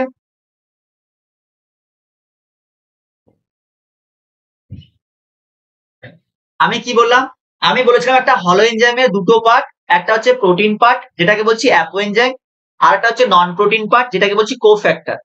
এই অ্যাপো এনজাইম এর সাথে এই কোফ্যাক্টরকে আবার দুটো ভাগে ভাগ করা হয়, একটা হচ্ছে অর্গানিক, একটা হচ্ছে ইনঅর্গানিক, মানে জৈব অজৈব। আবার এই জৈব কোফ্যাক্টরকে দুটো ভাগে ভাগ করা হয়, একটা হচ্ছে কোএনজাইম, আর একটা হচ্ছে প্রস্থেটিক গ্রুপ। যখন এই অর্গানিক কোফ্যাক্টর, যখন এই অর্গানিক কোফ্যাক্টর অ্যাপো এনজাইমের সাথে আলগাভাবে যুক্ত থাকে, তখন তাকে বলে কোএনজাইম। যখন এই অর্গানিক কোফ্যাক্টর অ্যাপো এনজাইমের সাথে দৃঢ়ভাবে যুক্ত থাকে, টাইটলি যুক্ত থাকে, তখন তাকে বলে প্রস্থেটিক গ্রুপ। ক্লিয়ার?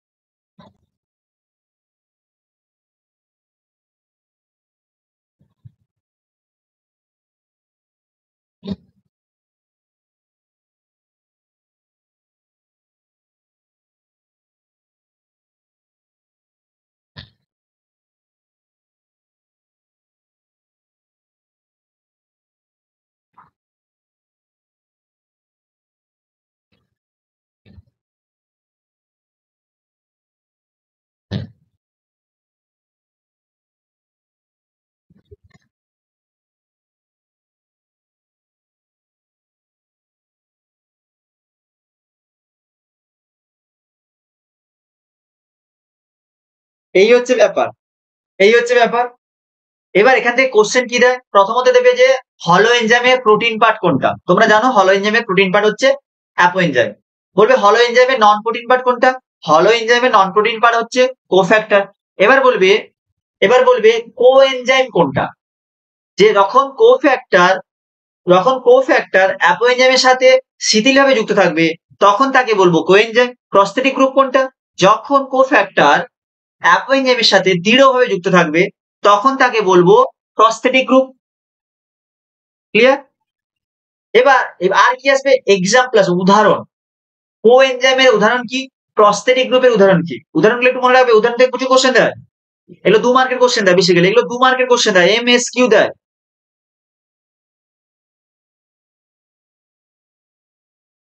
সমস্ত ভিটামিন হচ্ছে কো এনজাইমের উদাহরণ।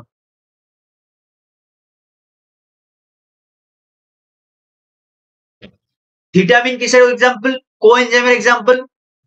আর কি এক্সাম্পল কো এনজাইমের উদাহরণ? NAD, nicotinamide, adenine, dinucleotide, NAD, NADH, dihydronicotinamide, adenine, dinucleotide, NAD, FAD, flavin, adenine, dinucleotide. Full form জানা তো এখন পড়বো না, অন্য জায়গায় পড়বো, আপাতত জেনে রাখবো। এনএডি, এনএডিএইচ, এফএডি, এফএডিএইচ2,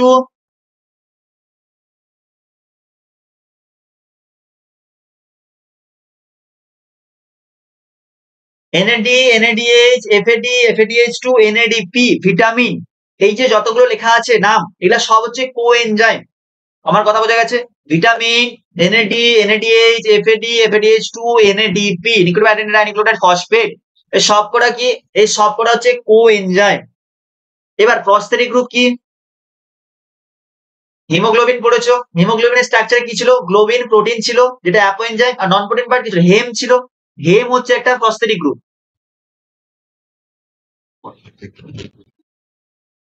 এই যে হেম, এই হেম হচ্ছে একটা প্রস্থেটিক গ্রুপ।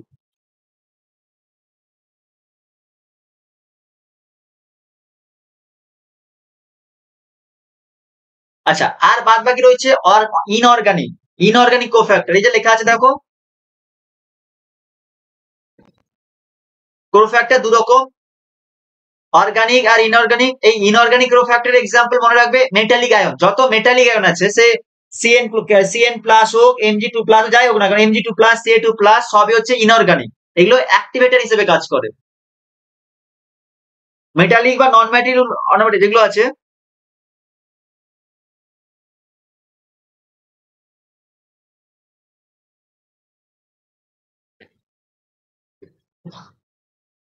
ইনঅর্গানিক কোফ্যাক্টর বা অজৈব কোফ্যাক্টর হচ্ছে বিভিন্ন আয়নিক যেগুলো থাকে, সে সিএ2 প্লাস, এমজি2 প্লাস, এমএন2 প্লাস, এগুলো সব হচ্ছে আয়নিক।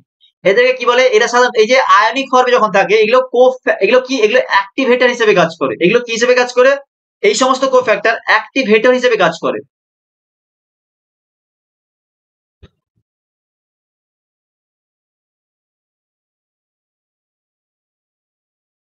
আমি পুরো জিনিসটাকে আরো একবার বলে দিচ্ছি জিস্ট করে, যাতে তোমাদের মনে থাকে কি কি।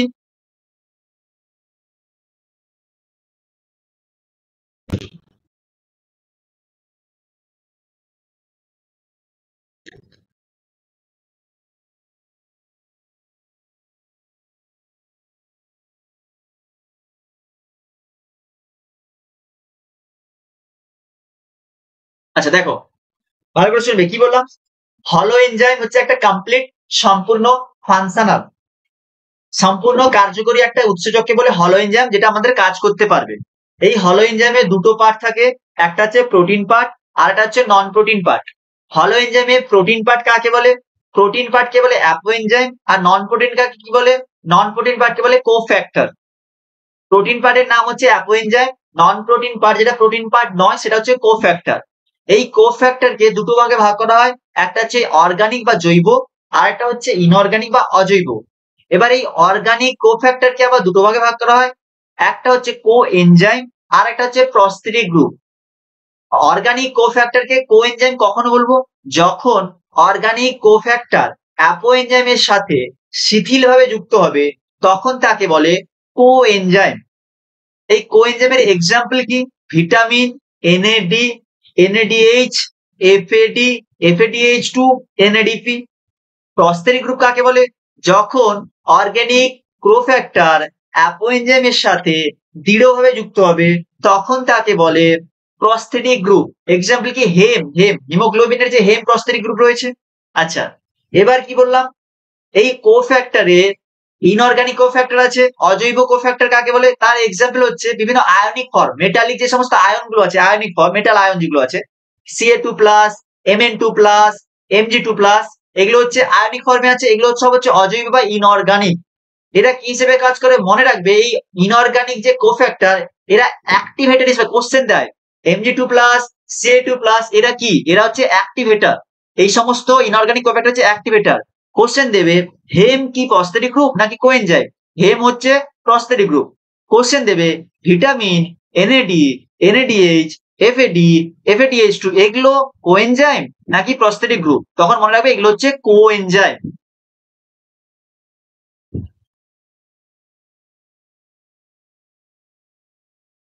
ব্যাপার ক্লিয়ার? ব্যাপার ক্লিয়ার? ব্যাপার ক্লিয়ার? ক্লিয়ার হলে সবাই জানাবে, সামনে লাইক দেবে, লাইক দেবে, ক্লিয়ার হলে লাইক দেবে। এখান থেকে একটা কোশ্চেন আসবেই আসবে।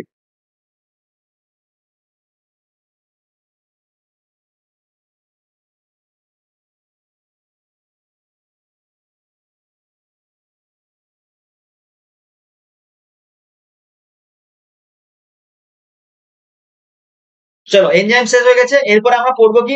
নিউক্লিক অ্যাসিড পড়বো।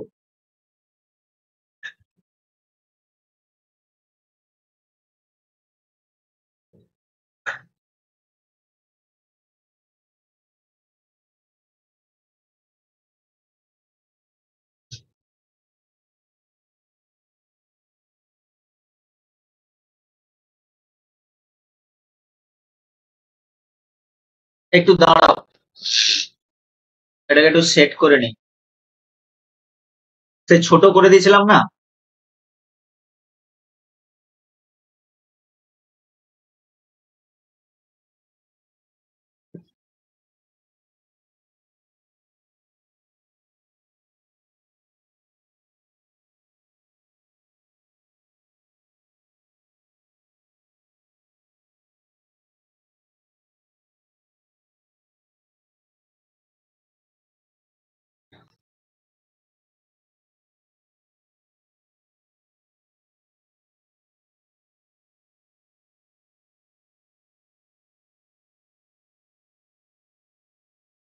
আচ্ছা, এবার আমরা যেটা পড়বো সেটা হচ্ছে নিউক্লিক অ্যাসিড।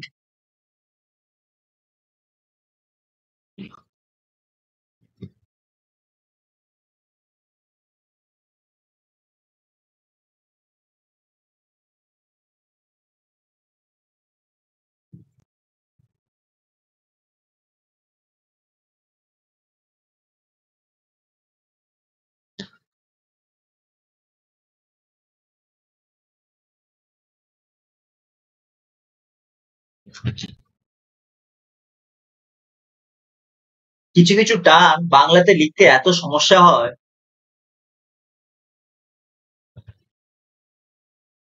আচ্ছা, এই যে নিউক্লিক অ্যাসিডের কথা বলছি, এবার আছে এই যে নিউক্লিক অ্যাসিড। এই নিউক্লিক অ্যাসিড মনে রাখবে, এই যে বায়োমলিকিউল যেগুলো পড়েছি তার মধ্যে লার্জেস্ট বায়োমলিকিউল হচ্ছে নিউক্লিক অ্যাসিড, সর্ববৃহৎ, লার্জেস্ট, বৃহত্তম।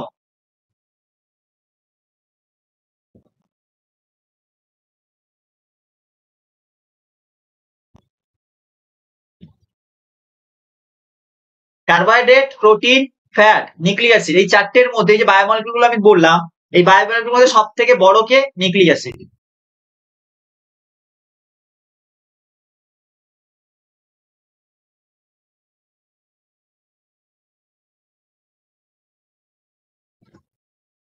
আচ্ছা, এই যে নিউক্লিক অ্যাসিড, এই নিউক্লিক অ্যাসিডের মনোমার কে, মানে এই নিউক্লিক অ্যাসিড কি কি দিয়ে তৈরি হয়? নিউক্লিক অ্যাসিডের এককে, ইউনিট অফ নিউক্লিক অ্যাসিড আর মনোমার কে?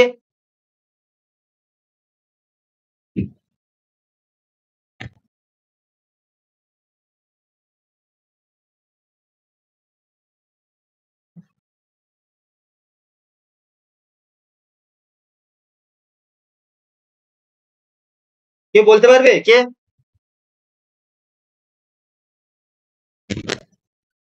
নিউক্লিওটাইড।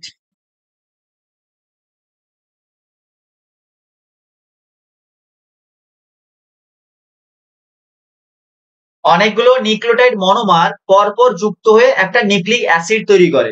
অনেকগুলো নিউক্লিওটাইড মনোমার পরপর পরপর যুক্ত হবে, দিয়ে তৈরি করবে একটা নিউক্লিক অ্যাসিড।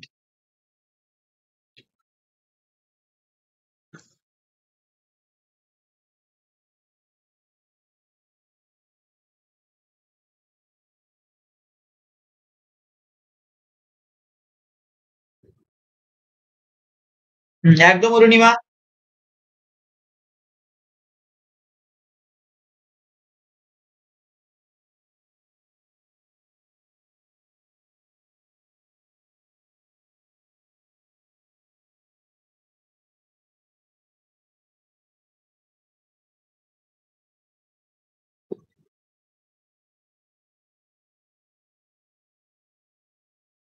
এবার দেখো, আমি নিউক্লিক অ্যাসিড কত রকমের হয়?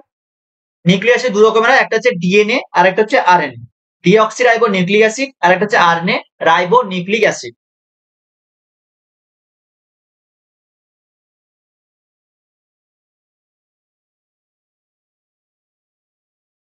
এবার ডিএনএ যেটাকে বলছে ডিঅক্সি রাইবো নিউক্লিক অ্যাসিড, তার মধ্যে এবার দুটোর মধ্যে ডিফারেন্স কোথায়? আমি যদি এদের স্ট্রাকচার দেখি, সে যাই হোক না কেন, সে ডিএনএ হোক বা আরএনএ হোক, যাই হোক না কেন, প্রত্যেকটাই নিউক্লিওটাইড দিয়ে তৈরি হবে।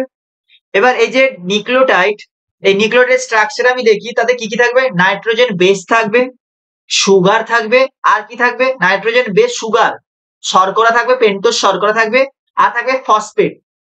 আর কি থাকবে? ফসফেট।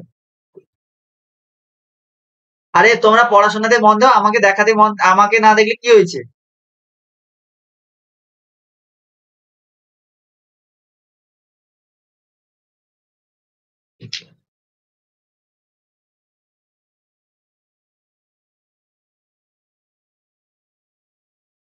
বোঝা যাচ্ছে কি বললাম? যে নিউক্লিক অ্যাসিড যাই হোক না কেন, তার মধ্যে কে থাকবে? তার মধ্যে দুটো স্ট্রাকচার থাকবে। তার যেটা ডিএনএ থাকুক কিংবা আরএনএ থাকুক, যেই থাকুক না থাকুক, তার মধ্যে কে কে থাকবে?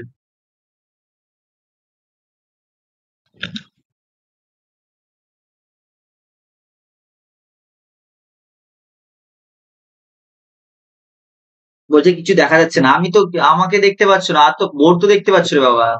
পাগল করে দেবে, পুরা পাগল করে দেবে।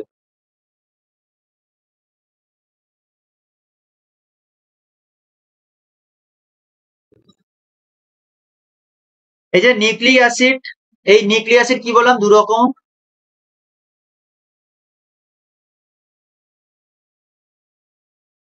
ডিএনএ। আচ্ছা, এই ব্যাপার। আরএনএ। নিউক্লিক অ্যাসিড দুই রকমের, একটা হচ্ছে ডিএনএ আর একটা হচ্ছে আরএনএ, দুটো হচ্ছে নিউক্লিক অ্যাসিড। এবার একটা জিনিস দেখো, সে ডিএনএ হোক বা আরএনএ হোক, তার যে স্ট্রাকচার আমি যদি দেখি, এদের প্রত্যেকে ডিএনএ থাকুক বা আরএনএ হোক, প্রত্যেকের মনোমার বা ইউনিটকে, এদের প্রত্যেকের ইউনিট হচ্ছে নিউক্লিওটাইড। এদের ইউনিট হচ্ছে নিউক্লিওটাইড। এই ডিএনএ কি কি দিয়ে তৈরি হয়?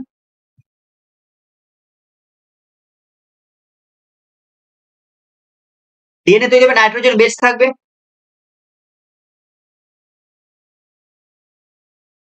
N two base, nitrogen base থাকবে।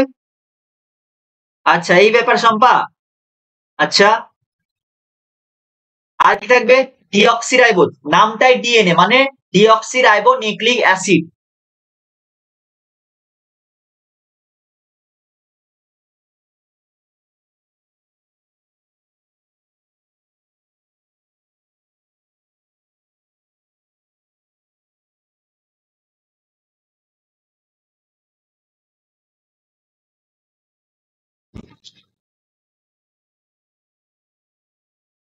আর আরএনএ মানে ribo nucleic acid.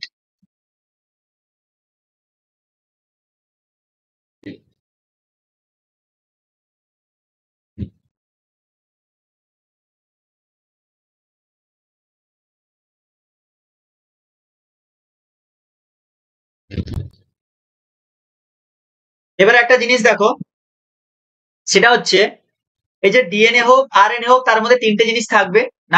Nitrogen base, sugar থাকবে, পেন্টোজ শর্করা, পেন্টোজ শর্করা,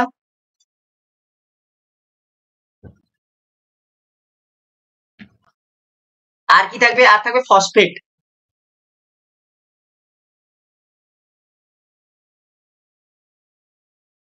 আচ্ছা, এবার এই যে ডিএনএ, এই ডিএনএ তে আমি যদি ডিএনএ এর কথা বলি, তাহলে এই ডিএনএ তে যে নাইট্রোজেন বেস গুলো থাকে, সেই নাইট্রোজেন বেস গুলো কি কি?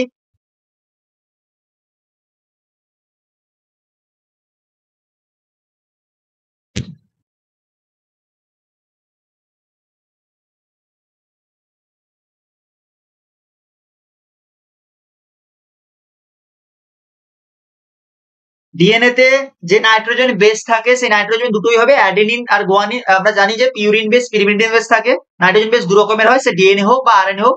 তো ডিএনএ এর ক্ষেত্রে পিউরিন,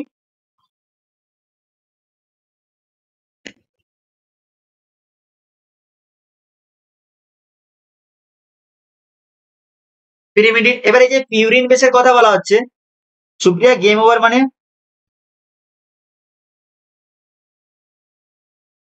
এই যে পিউরিনের কথা বলা হচ্ছে, এই পিউরিন পিউরিন দুটো পিউরিন থাকে ডিএনএ এর মধ্যে, একটা হচ্ছে অ্যাডেনিন আর একটা হচ্ছে থাইমিন, নাকি না অ্যাডেনিন আর একটা গোয়ানিন।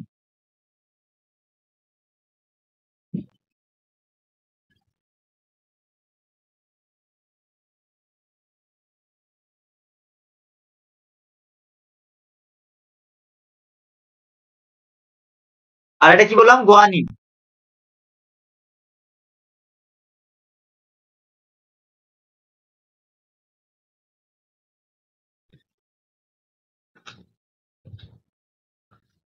আর পিরিমিডের মধ্যে যে নাইট্রোজেন বেস গুলো কি কি, পিরিমিডিন বেস কি কি থাকে? পিরিমিডিন বেস ডিএনএ তে কি থাকবে বলো? থাইমিন আর সাইটোসিন।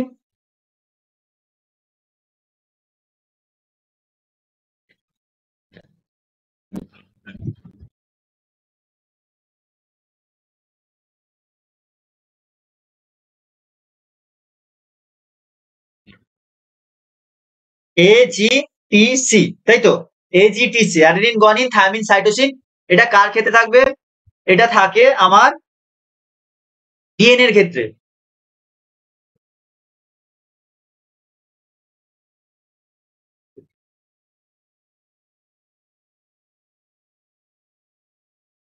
এবার পেন্টোজ শর্করা, পেন্টোজ শর্করা মানে 5 কার্বন যুক্ত শর্করা। কোশ্চেন দেয় ডিএনএ তে যে শর্করা থাকে সেটা 4 কার্বন যুক্ত না 3 কার্বন যুক্ত নাকি 5 কার্বন যুক্ত? মনে রাখবে ওটা হচ্ছে 5 কার্বন যুক্ত। পেন্টোজ শর্করা কত কার্বন? পেন্টোজ মানে 5। আমরা আগের দিনই পড়িয়েছিলাম শর্করার সময়, 3টে থাকলে ট্রায়োজ, 4টে থাকলে টেট্রোজ, 5টা থাকলে পেন্টোজ, 6টা থাকলে হেক্সোজ। এখানে কি থাকে? পেন্টোজ শর্করা মানে 5 কার্বন যুক্ত শর্করা।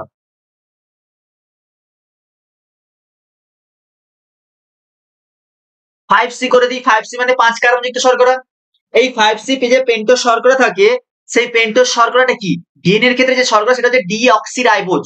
সেই জন্যই এর নাম হচ্ছে ডিঅক্সিরাইবো নিউক্লিক অ্যাসিড। ডিএনএ তে যে পেন্টোজ শর্করা থাকে তার নাম হচ্ছে ডিঅক্সিরাইবোজ।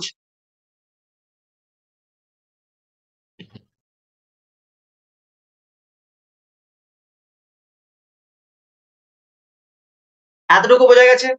ডিএনএ এর এই স্ট্রাকচারটা বোঝা গেছে তোমাদের? আশা করি বোঝা গেছে। এবার আসি আরএনএ তে। আরো একটা নিউক্লিক অ্যাসিড যেটা হচ্ছে আরএনএ, আরএনএ তে আছে।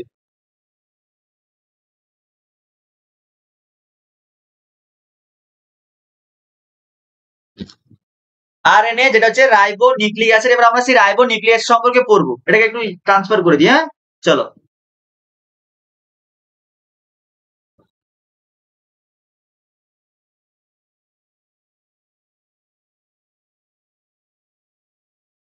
এই যে আরএনএ এর মধ্যেও কি কি থাকবে? এর মধ্যেও নাইট্রোজেন বেস থাকবে।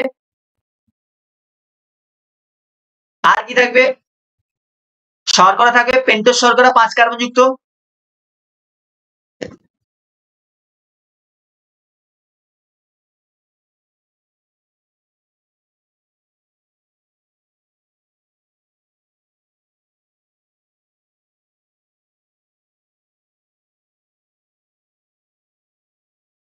আর কি থাকবে? ফসফেট থাকবে।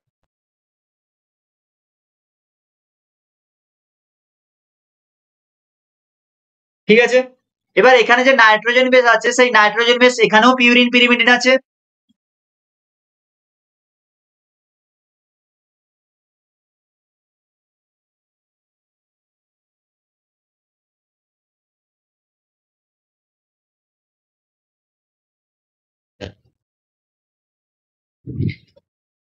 আরএনএ এর ক্ষেত্রে পিউরিন বেস কি কি থাকে? সেম অ্যাডেনিন গুয়ানিন, এ আর জি, অ্যাডেনিন আর গুয়ানিন। পিরিমিডিন কি কি থাকে? পিরিমিডিনে সি ফর সাইটোসিন থাকলেও থাইমিন থাকে না। থাইমিনের পরিবর্তে কে থাকে? ইউরাসিল থাকে। থাইমিনের পরিবর্তে কে থাকে? ইউরাসিল থাকে।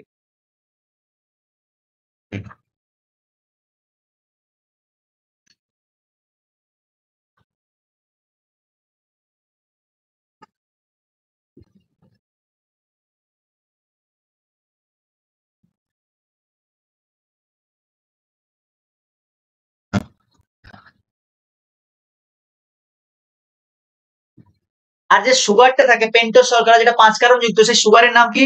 সেই সুগারটা হচ্ছে রাইবোজ শর্করা। তাই জন্যই তার নাম হচ্ছে রাইবোনিউক্লিক অ্যাসিড, ডিঅক্সি নয়। ডিঅক্সি হচ্ছে ডিএনএ তে।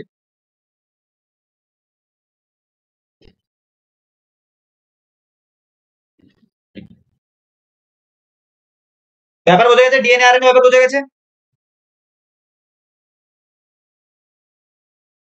বলো বলো, ডিএনএ আরএনএ ব্যাপার বোঝা গেছে?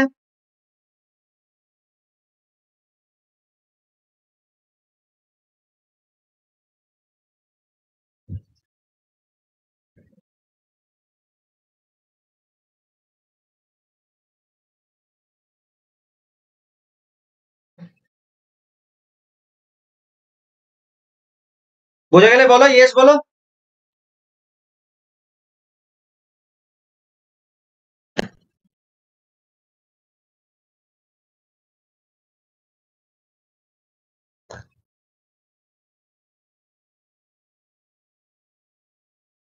আচ্ছা এবার আসি ইউনিট।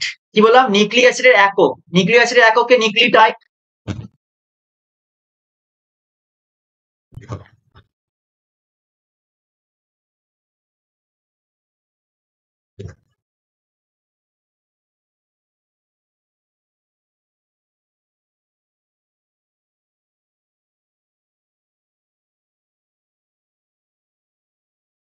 মানে অনেকগুলো নিউক্লিওটাইড মনোমার দিয়ে একটা নিউক্লিক অ্যাসিড, সে ডিএনএ হোক বা আরএনএ হোক তৈরি হয়। তার মানে একটা নিউক্লিওটাইড কি কি দিয়ে তৈরি হয় সেটা একটু জানি আমরা। ওই যেগুলো ডিএনএ তে ছিল সেগুলাই লিখবো, যেগুলো আরএনএ ছিল ওগুলাই লিখবো।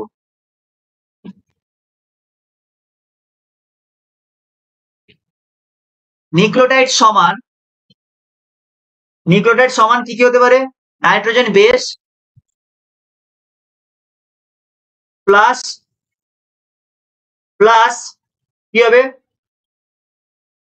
প্লাস পেন্টোজ সুগার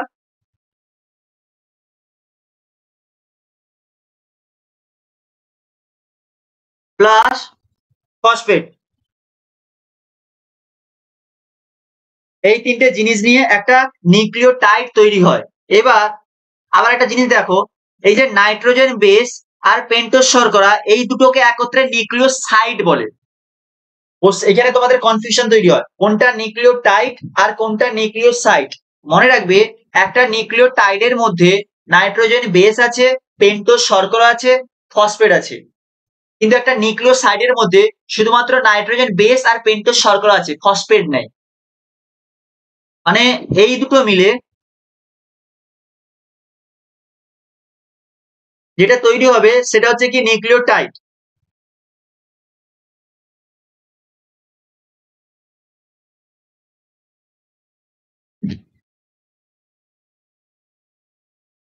ঠিক আছে?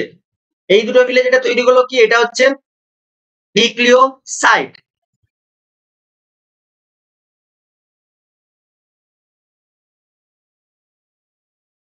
তার মানে আমি এটা বলতে পারি নিউক্লিওটাইড সমান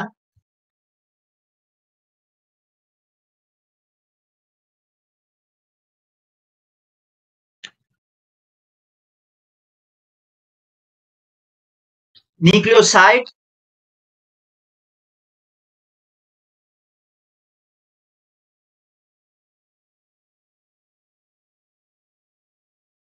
প্লাস ফসফেট। বলতে পারি কি পারি না? আমি এটা বলতে পারি কি যে নিউক্লিওটাইড সমান নিউক্লিওসাইড প্লাস ফসফেট? আমি বলতে পারি কি পারি না বলো?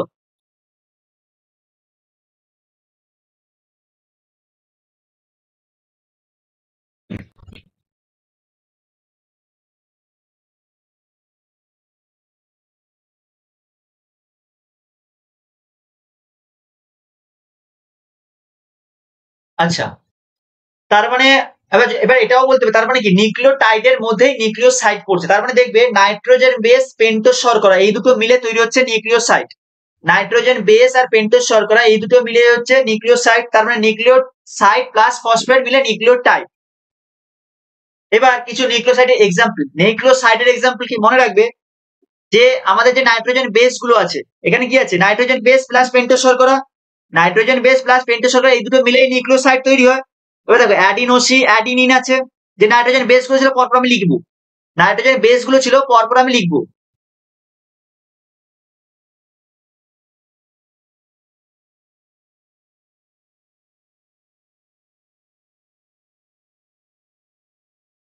সব মিলিয়ে ডিএনএ আরএনএ সব মিলিয়ে বেস লিখবো অ্যাডেনিন। এবার কোথায় কে থাকে আমরা অলরেডি পড়ে এসেছি যে ডিএনএ হলে সেখানে থাইমিন এটিজিসি থাকবে, আর যদি আরএনএ হয় থাইমিনের পরিবর্তে ইউরাসিল থাকবে। এগুলো তো আমরা জানি, ওগুলো ছেড়ে দাও। আমি এবার পুরোটা ডিটেলস নিউক্লিওটাইড, সে তো ডিএনএ হোক সেখানেও নিউক্লিওটাইড পাবো, আরএনএ হোক সেখানেও আমি নিউক্লিওটাইড পাবো। আমি টোটাল নিউক্লিওটাইড গুলো লিখছি।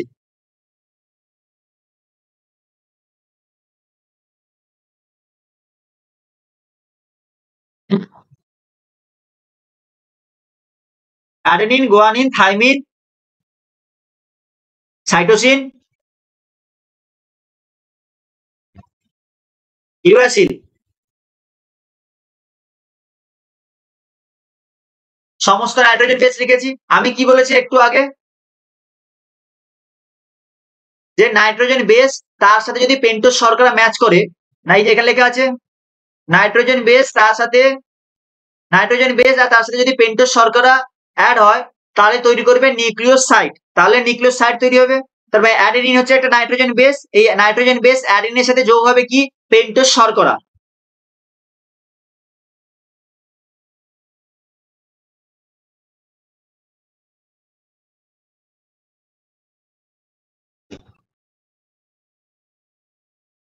গুয়ানিনের সাথে কি যোগ হবে পেন্টোজ শর্করা, থাইমিনের সাথে পেন্টোজ শর্করা, সাইটোসিনের সাথে পেন্টোজ শর্করা, ইউরাসিলের সাথে পেন্টোজ শর্করা অ্যাড হলো। এবার কি তৈরি করবে এটা, অ্যাডেনিনের সাথে যখন পেন্টোজ শর্করা যুক্ত হয় তখন তৈরি করে অ্যাডিনোসিন।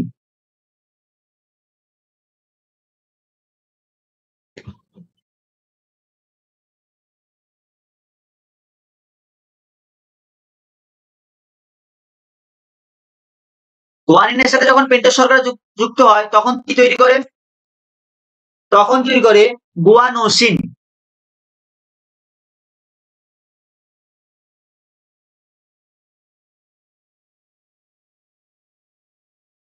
থাইমিনের সাথে যখন পেন্টোজ শর্করা যুক্ত হয় তখন কি তৈরি করে, তখন তৈরি করে থাইমিডিন। থাইমোনোসিন হবে না, আবার এখানে থাইমিডিন হবে, এদের আলাদা হয়ে যায় থাইমিডিন।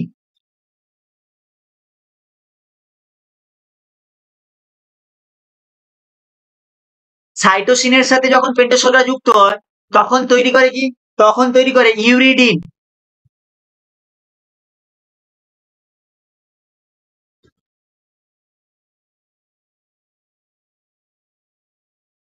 আচ্ছা, ইউরাসিলের সাথে যখন, সরি ভুল হয়ে গেল, ইউরিডিন তো ইউরিডিন হবে, সাইটিডিন, সাইটিডিন।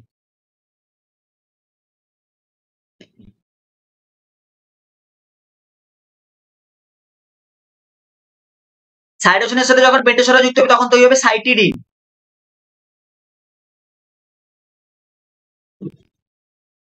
আর যখন ইউরাসিলের সাথে পেন্টোজ শর্করা যুক্ত হবে তখন হবে ইউরিডিন। কি বললাম, ইউরিডিন।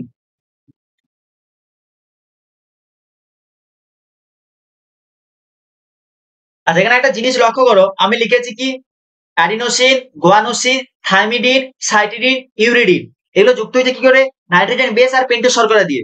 অ্যাডিনিন, পেন্টোজ শর্করা, অ্যাডিনিন। আমাকে একটা কথা বলে তো অ্যান্সার দেবে।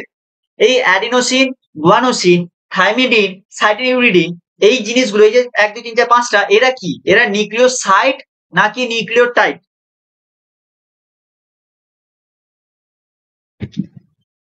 এগুলো নিউক্লিওটাইড নাকি নিউক্লিওসাইড? অ্যান্সার দাও, অ্যান্সার দাও। এগুলো নিউক্লিওটাইড নাকি নিউক্লিওসাইড নাকি নাইট্রোজেন বেস? এই নামগুলো adenosine, guanosine, thymidine, cytidine, uridine, এই 5টা নিউক্লিওটাইড নাকি নিউক্লিওসাইড নাকি নাইট্রোজেন বেস, কি হবে? সুপ্রিয়ার অ্যান্সার এসছে, বাকির অ্যান্সার দাও।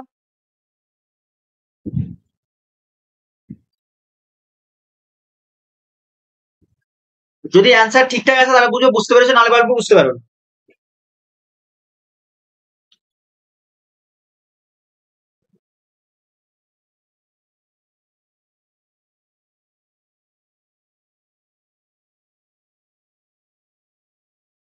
একদমই তাই, এগুলো সব হচ্ছে নিউক্লিওসাইড।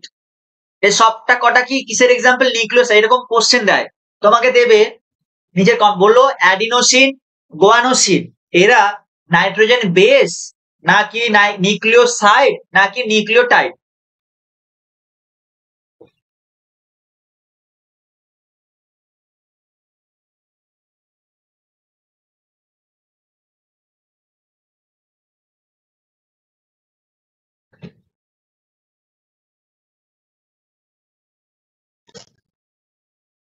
আমার কথা বোঝা গেছে? এগুলো সব হচ্ছে নিউক্লিওসাইড, নিউক্লিওটাইড নয়, নিউক্লিওসাইড। আচ্ছা এবার বলো, adenine, guanine, thymine, cytosine, uracil এগুলো কি? এগুলো নাইট্রোজেন বেস নাকি নিউক্লিওসাইড নাকি nucleotide?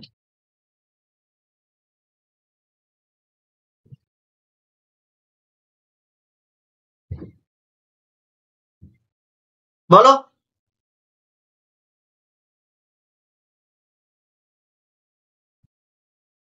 Adenine, guanine, thymine, cytosine, uracil এগুলো কি?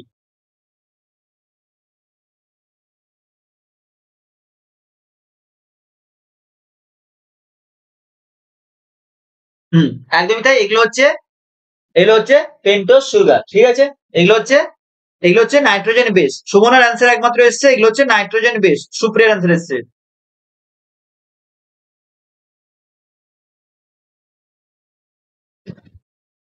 এগুলো হচ্ছে নাইট্রোজেন বেস।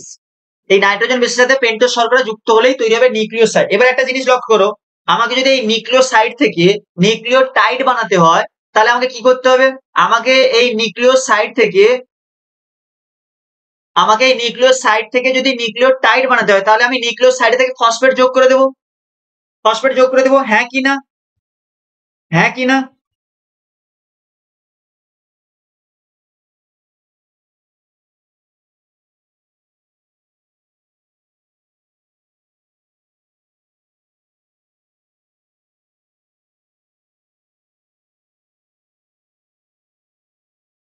হ্যাঁ, ফসফেট অ্যাড করে দেবো। তার মানে আমি এই প্রত্যেকটা, এই যে adenosine, guanosine, thymidine, cytidine, uridine এদের সাথে যদি একটা করে ফসফেট অ্যাড করে দিই, তাহলে যেটা পাবো সেটা হচ্ছে নিউক্লিওটাইড।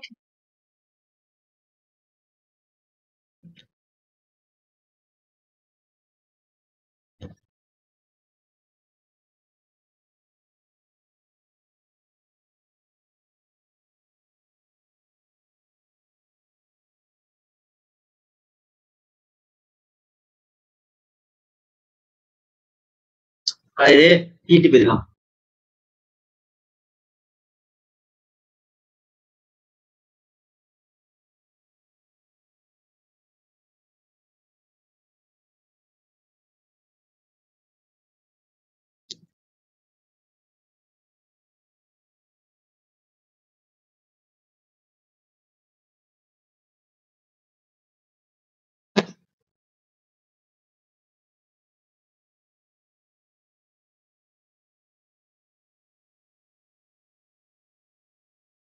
অ্যাডিনোসিন।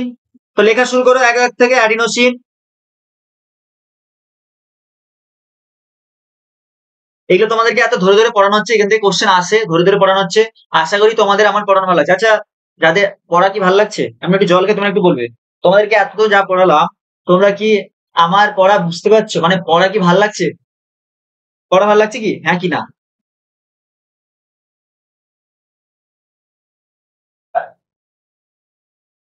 পড়ানো কি ভালো লাগছে বলো?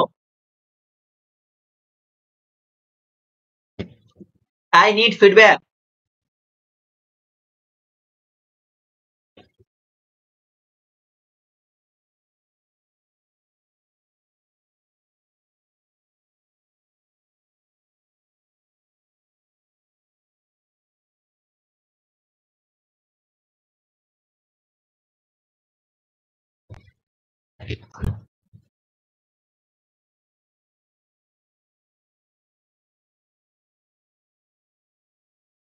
Thank you Sumana, thank you Supriya, thank you Supriya, thank you Shreyas.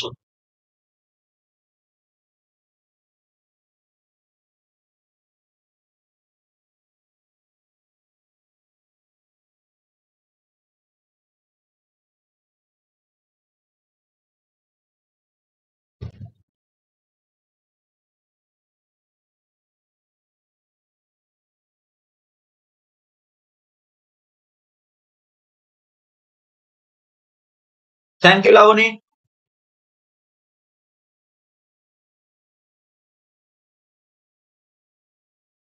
এবার কি করব, এবার এদের সাথে আমি একটা করে ফসফেট অ্যাড করে দেবো।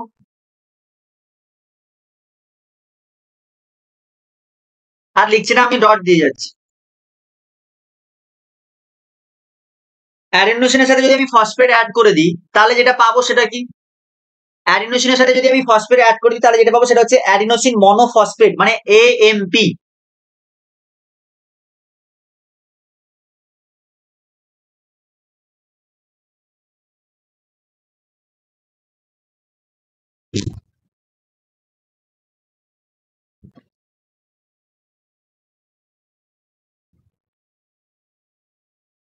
আমি যদি গোয়ানোসিনের সাথে ফসফেট অ্যাড করে দিই তাহলে যেটা পাবো সেটা হচ্ছে গোয়ানোসিন মনোফসফেট। একটা করে ফসফেট আছে তাই মনো বলছি, মনোফসফেট।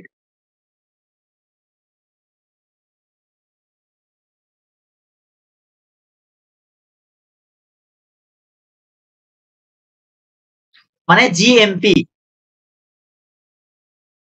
আমি যদি থাইমিথিলিনের সাথে ফসফেট অ্যাড করে দিই তাহলে যেটা পাবো সেটা হচ্ছে, মানে তোমরা 12 জন ক্লাস করছো, 5 জন হ্যাঁ লিখেছো, মানে 5 জন বুঝতে পারছো, আর বাদ বাকি 7-8 জন বুঝতে পারো না, তাই তো?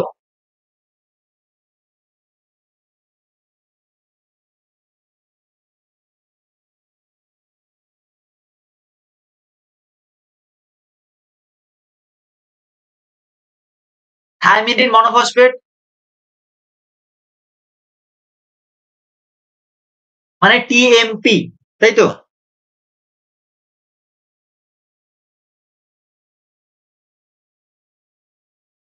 সাইটিডিনের সাথে যদি ফসফেট অ্যাড করি তাহলে কি পাবো, তাহলে পাবো সাইটিডিন মনোফসফেট।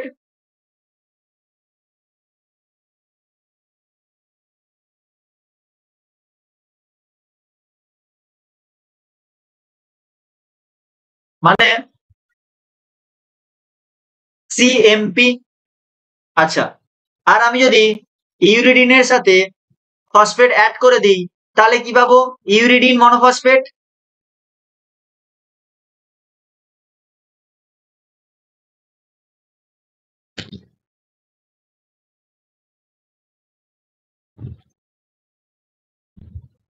UMP। এবার আমাকে একটা কোশ্চেনের উত্তর দেবে। এই যে 4-5টা জিনিস লেখা আছে, adenosine monophosphate, guanosine monophosphate, thymidine monophosphate, cytidine monophosphate, uridine monophosphate, এগুলো নিউক্লিওটাইড নাকি নিউক্লিওসাইড নাকি নাইট্রোজেন বেস? এগুলো কি, নিউক্লিওটাইড নাকি নিউক্লিওসাইড নাকি নাইট্রোজেন বেস?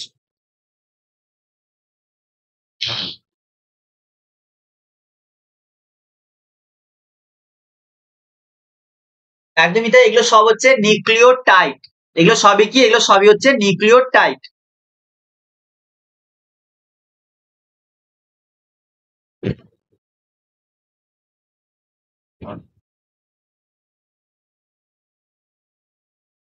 এগুলো সবই হচ্ছে নিউক্লিওটাইড। এবার যদি তোমাকে কোশ্চেন দেয় AMP, অ্যাডিনোসিন মনোফসফেট, নিউক্লিওটাইড নাকি নিউক্লিওসাইড, লিখতে পারবে? গুয়ানোসিন মনোফসফেট, নিউক্লিওটাইড নাকি নিউক্লিওসাইড, মনে লিখতে পারবে? আচ্ছা, তার মানে এই নয় যে শুধুমাত্র AMP হচ্ছে নিউক্লিওটাইড। একটা আছে বলে মনো, দুটো থাকলে ডাই, তিনটে থাকলে ট্রাই, সবই হচ্ছে নিউক্লিওটাইডের উদাহরণ। AMP, ADP, ATP, CMP, CTP, GTP সবই হচ্ছে নিউক্লিওটাইডের এক্সাম্পল। বোঝা গেছে? মানে ADP, ATP, GDP, guanosine diphosphate, guanosine triphosphate, যাই থাকুক না কেন সবই হচ্ছে নিউক্লিওটাইড।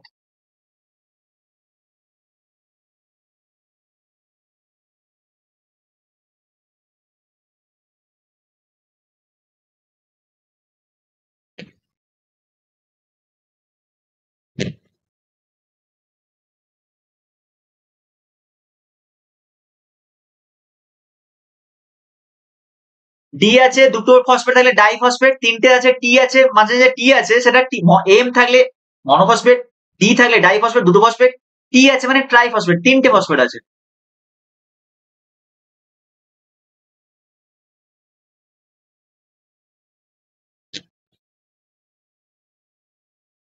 এই সব কটাই হচ্ছে নিউক্লিওটাইড। এর নিচে যতগুলো লেখা আছে সবই হচ্ছে নিউক্লিওটাইডের এক্সাম। এখানে এই পুরো স্লাইডে যাই লেখানো আছে সবই হচ্ছে নিউক্লিওটাইড, মানে নিচের এটা হচ্ছে নিউক্লিওটাইড।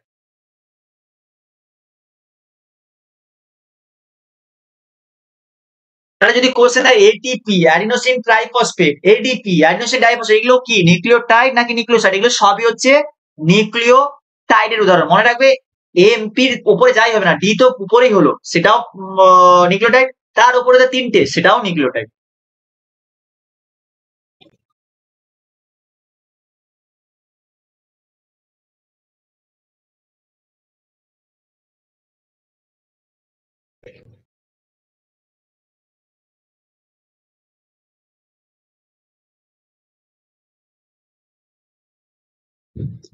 এতটুকু ক্লিয়ার?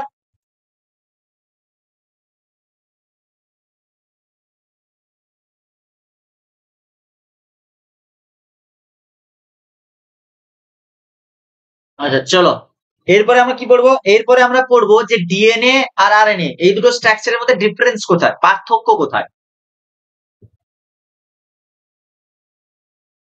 আচ্ছা তার আগে বলে দিই, একটা নিউক্লিওটাইডের মধ্যে কি কি আছে।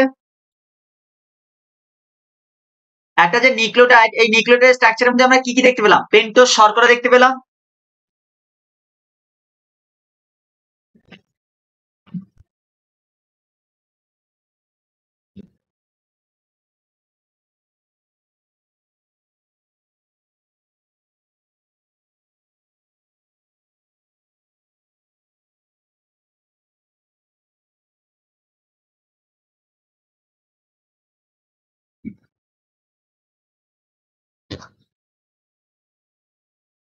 মনে রাখবে এই পেন্টোজ শর্করার সাথে গ্লাইকোসাইটিক বন্ড দ্বারা কে কানেক্টেড থাকে? Nitrogen base.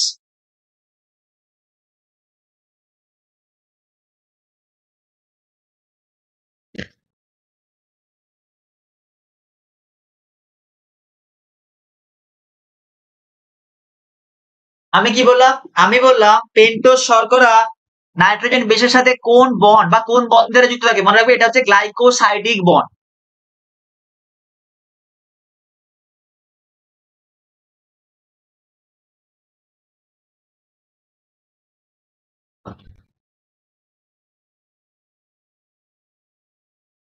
আর এই পেন্টোজ শর্করা ফসফেটের সাথে কোন বন্ডে যুক্ত থাকে?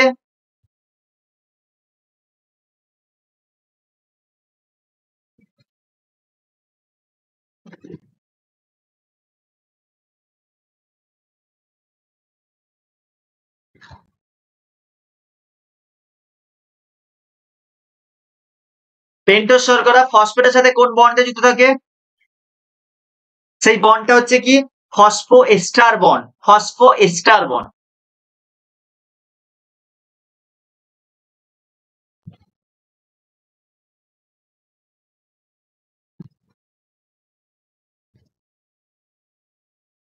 আমার কথা বোঝা গেছে? যদি কোশ্চেনে একটা নিউক্লিওটাইড পেন্টোজ শর্করা কোন বন্ধনী বা বন্ড দ্বারা নাইট্রোজেন বেসের সাথে যুক্ত থাকে? মনে রাখবে পেন্টোজ শর্করা নাইট্রোজেন বেসের সাথে গ্লাইকোসাইডিক বন্ড বা গ্লাইকোসাইডিক বন্ধনী দ্বারা যুক্ত থাকে।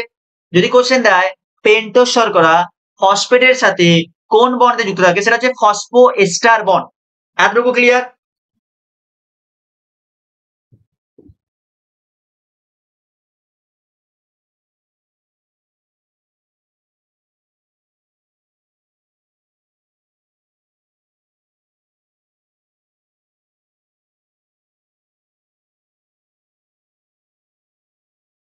চলো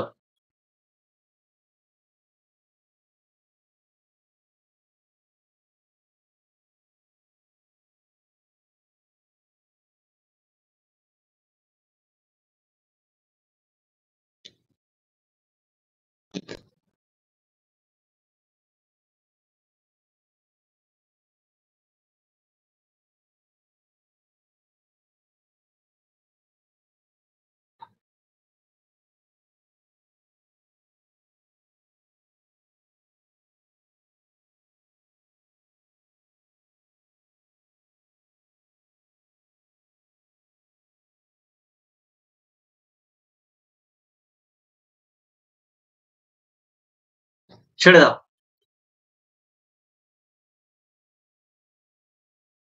এবার আছে ডিএনএ আর আরএনএ মধ্যে ডিফারেন্স কোথায়?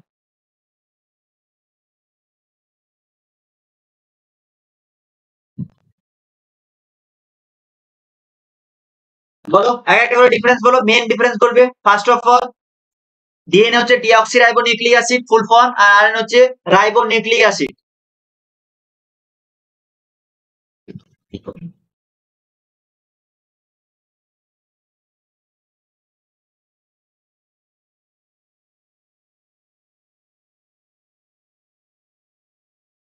আরএনএ হচ্ছে রাইবো নিউক্লিক অ্যাসিড।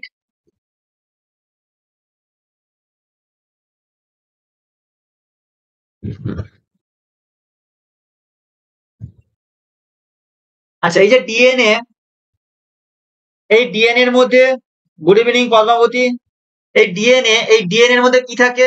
এই ডিএনএ এর মধ্যে ডিঅক্সিরাইবো শর্করা থাকে।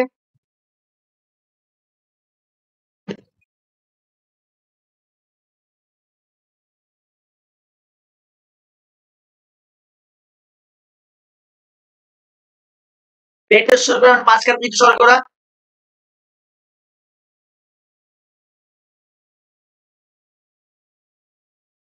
আর আরএনএ কি থাকে? রাইবোজ শর্করা, সেটাও 5 কার্বনযুক্ত রাইবোজ পেন্টোজ শর্করা থাকে।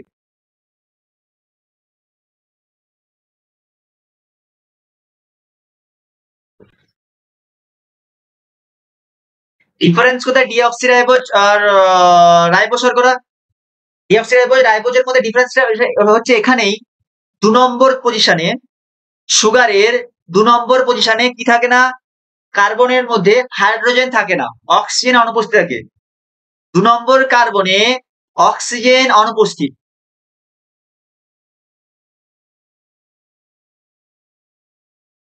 তাহলে এখানে লিখে দিচ্ছি, ডিঅক্সিরাইবোজ শর্করা কাকে বলে?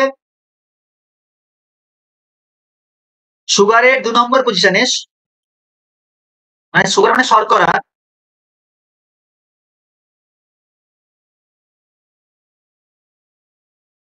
2C মানে 2 নম্বর কার্বনে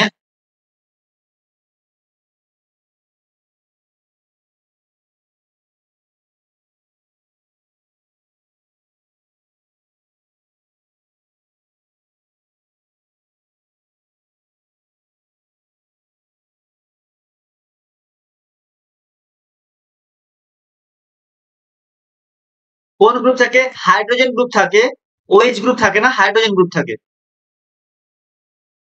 ওএইচ গ্রুপের অক্সিজেন থাকে না।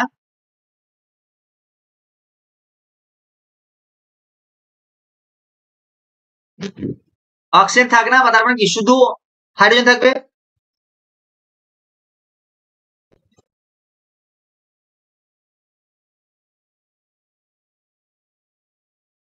আর এখানে কি হবে? সুগারের, মানে আরএনএ এর ক্ষেত্রে কি হয়? সুগারের যে 2 নম্বর কার্বনে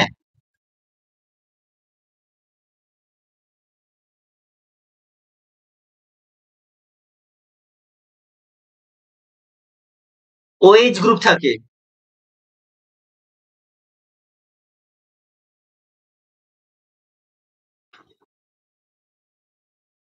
আরএনএ তে সুগারের 2 নম্বর কার্বনে ওএইচ গ্রুপ থাকে। ডিএনএ তে সুগারের 2 নম্বর কার্বনে ওএইচ গ্রুপ থাকে না, অক্সিজেন থাকে না, তার মানে পড়ে আছে কি? শুধুমাত্র হাইড্রোজেন থাকে। বোঝা গেছে?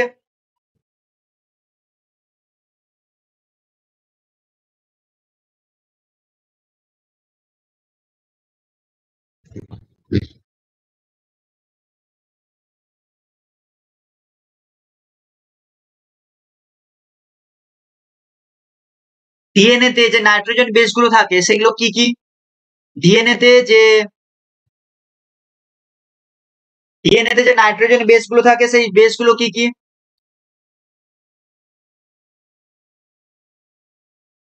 এ, টি,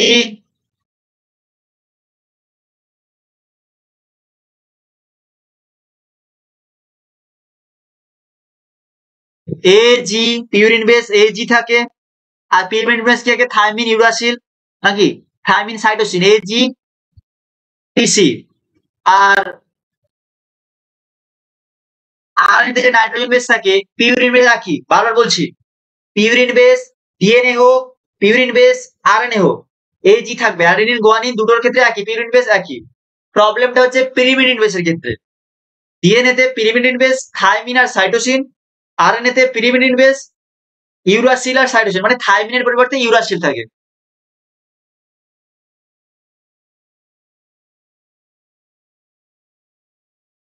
আর সাইটোসিন, তার মানে কি থাইমিনের পরিবর্তে ইউরাসিল থাকে।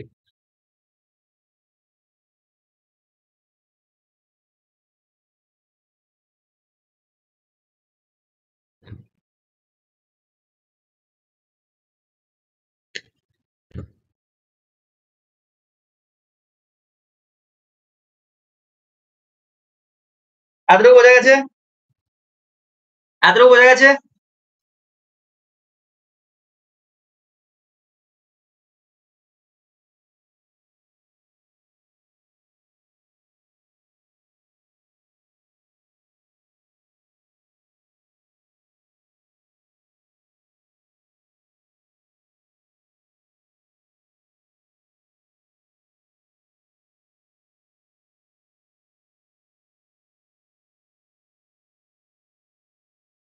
হিমালয়ের অ্যান্সার এসছে, বাকির অ্যান্সার দেবে, বোঝা গেছে কিনা?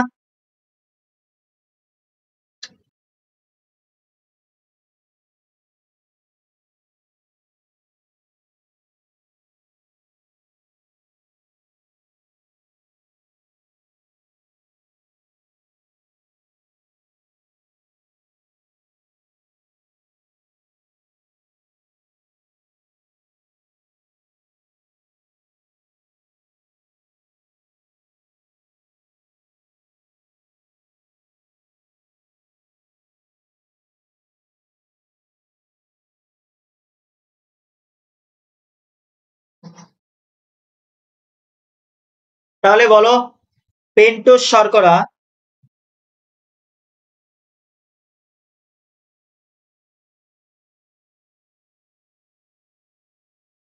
আচ্ছা ডিএনএ আরএনএ হয়েছে, এবার বলো, এবার বলো যে প্রথম জেনেটিক ফার্স্ট জেনেটিক ম্যাটেরিয়াল কোনটা? কোশ্চেন দেয়। কোশ্চেন কি বললাম?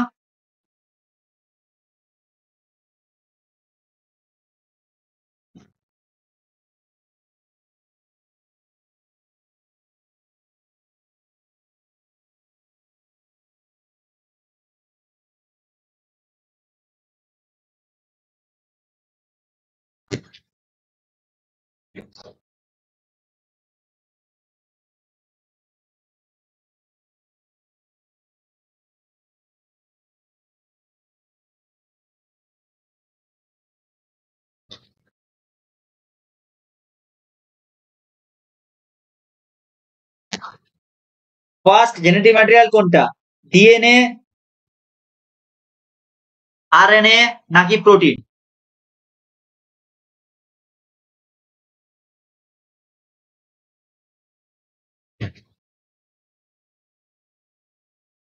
বলো, প্রথম জেনেটিক বস্তু বা ফার্স্ট জেনেটিক ম্যাটেরিয়াল কোনটা? ডিএনএ, আরএনএ নাকি প্রোটিন? তিনটের মধ্যে কোনটা হবে? এ বি সি, বলো।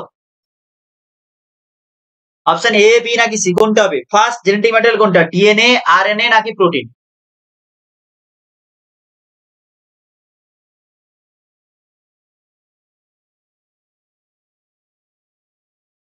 সুপ্রিয়ার আনসার এসছে, বাকির আনসার দাও।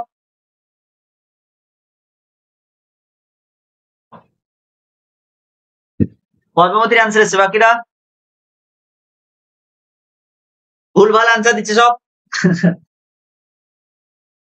মনে রাখবে, ফার্স্ট জেনেটিক ম্যাটেরিয়াল হচ্ছে আরএনএ, না ডিএনএ নয়, সব ভুলভাল। প্রথমে আরএনএ এসেছিল, পরবর্তীকালে আরএনএ থেকে ডিএনএ তৈরি হয়েছে, প্রথমে আরএনএ এসেছিল। ফার্স্ট জেনেটিক ম্যাটেরিয়াল হচ্ছে আরএনএ।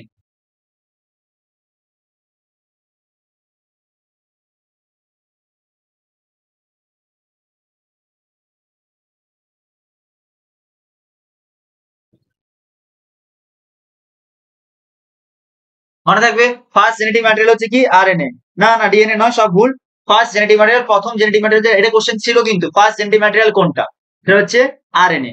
এবার বলো, এই যে ডিএনএ বলছি, ডিএনএ কোথায় থাকে? ডিএনএ কোথায় থাকে? নিউক্লিয়াস থাকে না সাইটোপ্লাজমে থাকে? মানুষের ক্ষেত্রে, হিউম্যান সেলের ক্ষেত্রে, ইউক্যারিওটিক সেলের ক্ষেত্রে ডিএনএ কোথায় থাকে?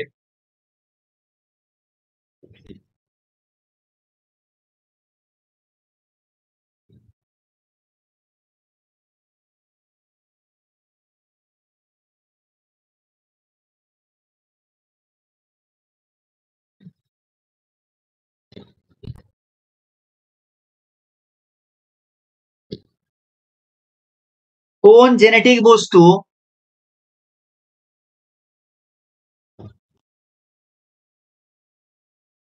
নিউক্লিয়াস থেকে সাইটোপ্লাজমে স্থানান্তরিত হয়?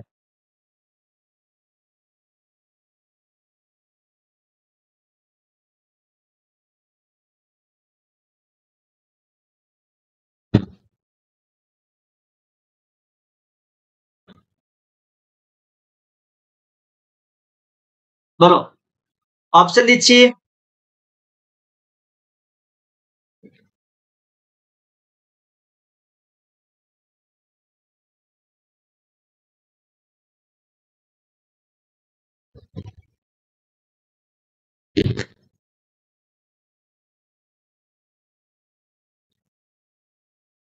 ডিএনএ, আরএনএ, প্রোটিন, কোন জেনেটিক বস্তু নিউক্লিয়াস থেকে সাইটোপ্লাজমে স্থানান্তরিত হয়?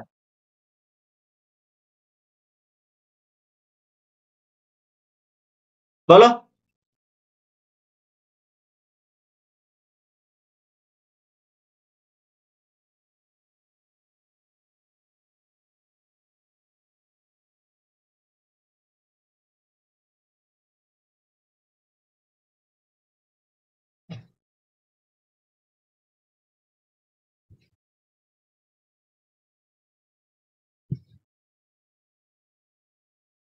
সুপ্রিয়ার আনসার এসছে, বাকির আনসার দাও।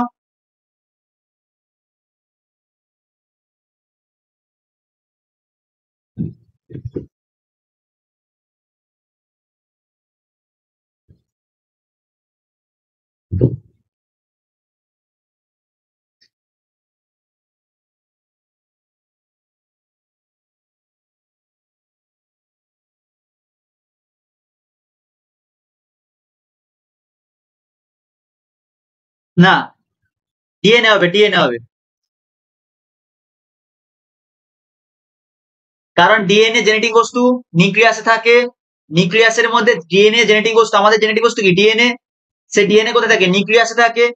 সেই ডিএনএ নিউক্লিয়াস থেকে সাইটোপ্লাজমে যাবে, সাইটোপ্লাজমে গিয়ে প্রোটিন সিনথেসিস করবে, ডিএনএ থেকে এমআরএনএ প্রোটিন সিনথেসিস হবে। কথা বোঝা যাচ্ছে কি বলো? ডিএনএ আছে, সেই ডিএনএ থেকে এমআরএনএ তৈরি হলো নিউক্লিয়াসে, তাহলে ডিএনএ নিউক্লিয়াসে আছে। এবার সেই এমআরএনএ নিউক্লিয়াস থেকে ট্রান্সপোর্ট হবে কোথায়? সাইটোপ্লাজমে আসবে, সাইটোপ্লাজমে গিয়ে প্রোটিন সিনথেসিস করবে, এমআরএনএ থেকে প্রোটিন তৈরি করবে। তার মানে ডিএনএ হচ্ছে জেনেটিক বস্তু যে নিউক্লিয়াস থেকে সাইটোপ্লাজমে স্থানান্তরিত হয়।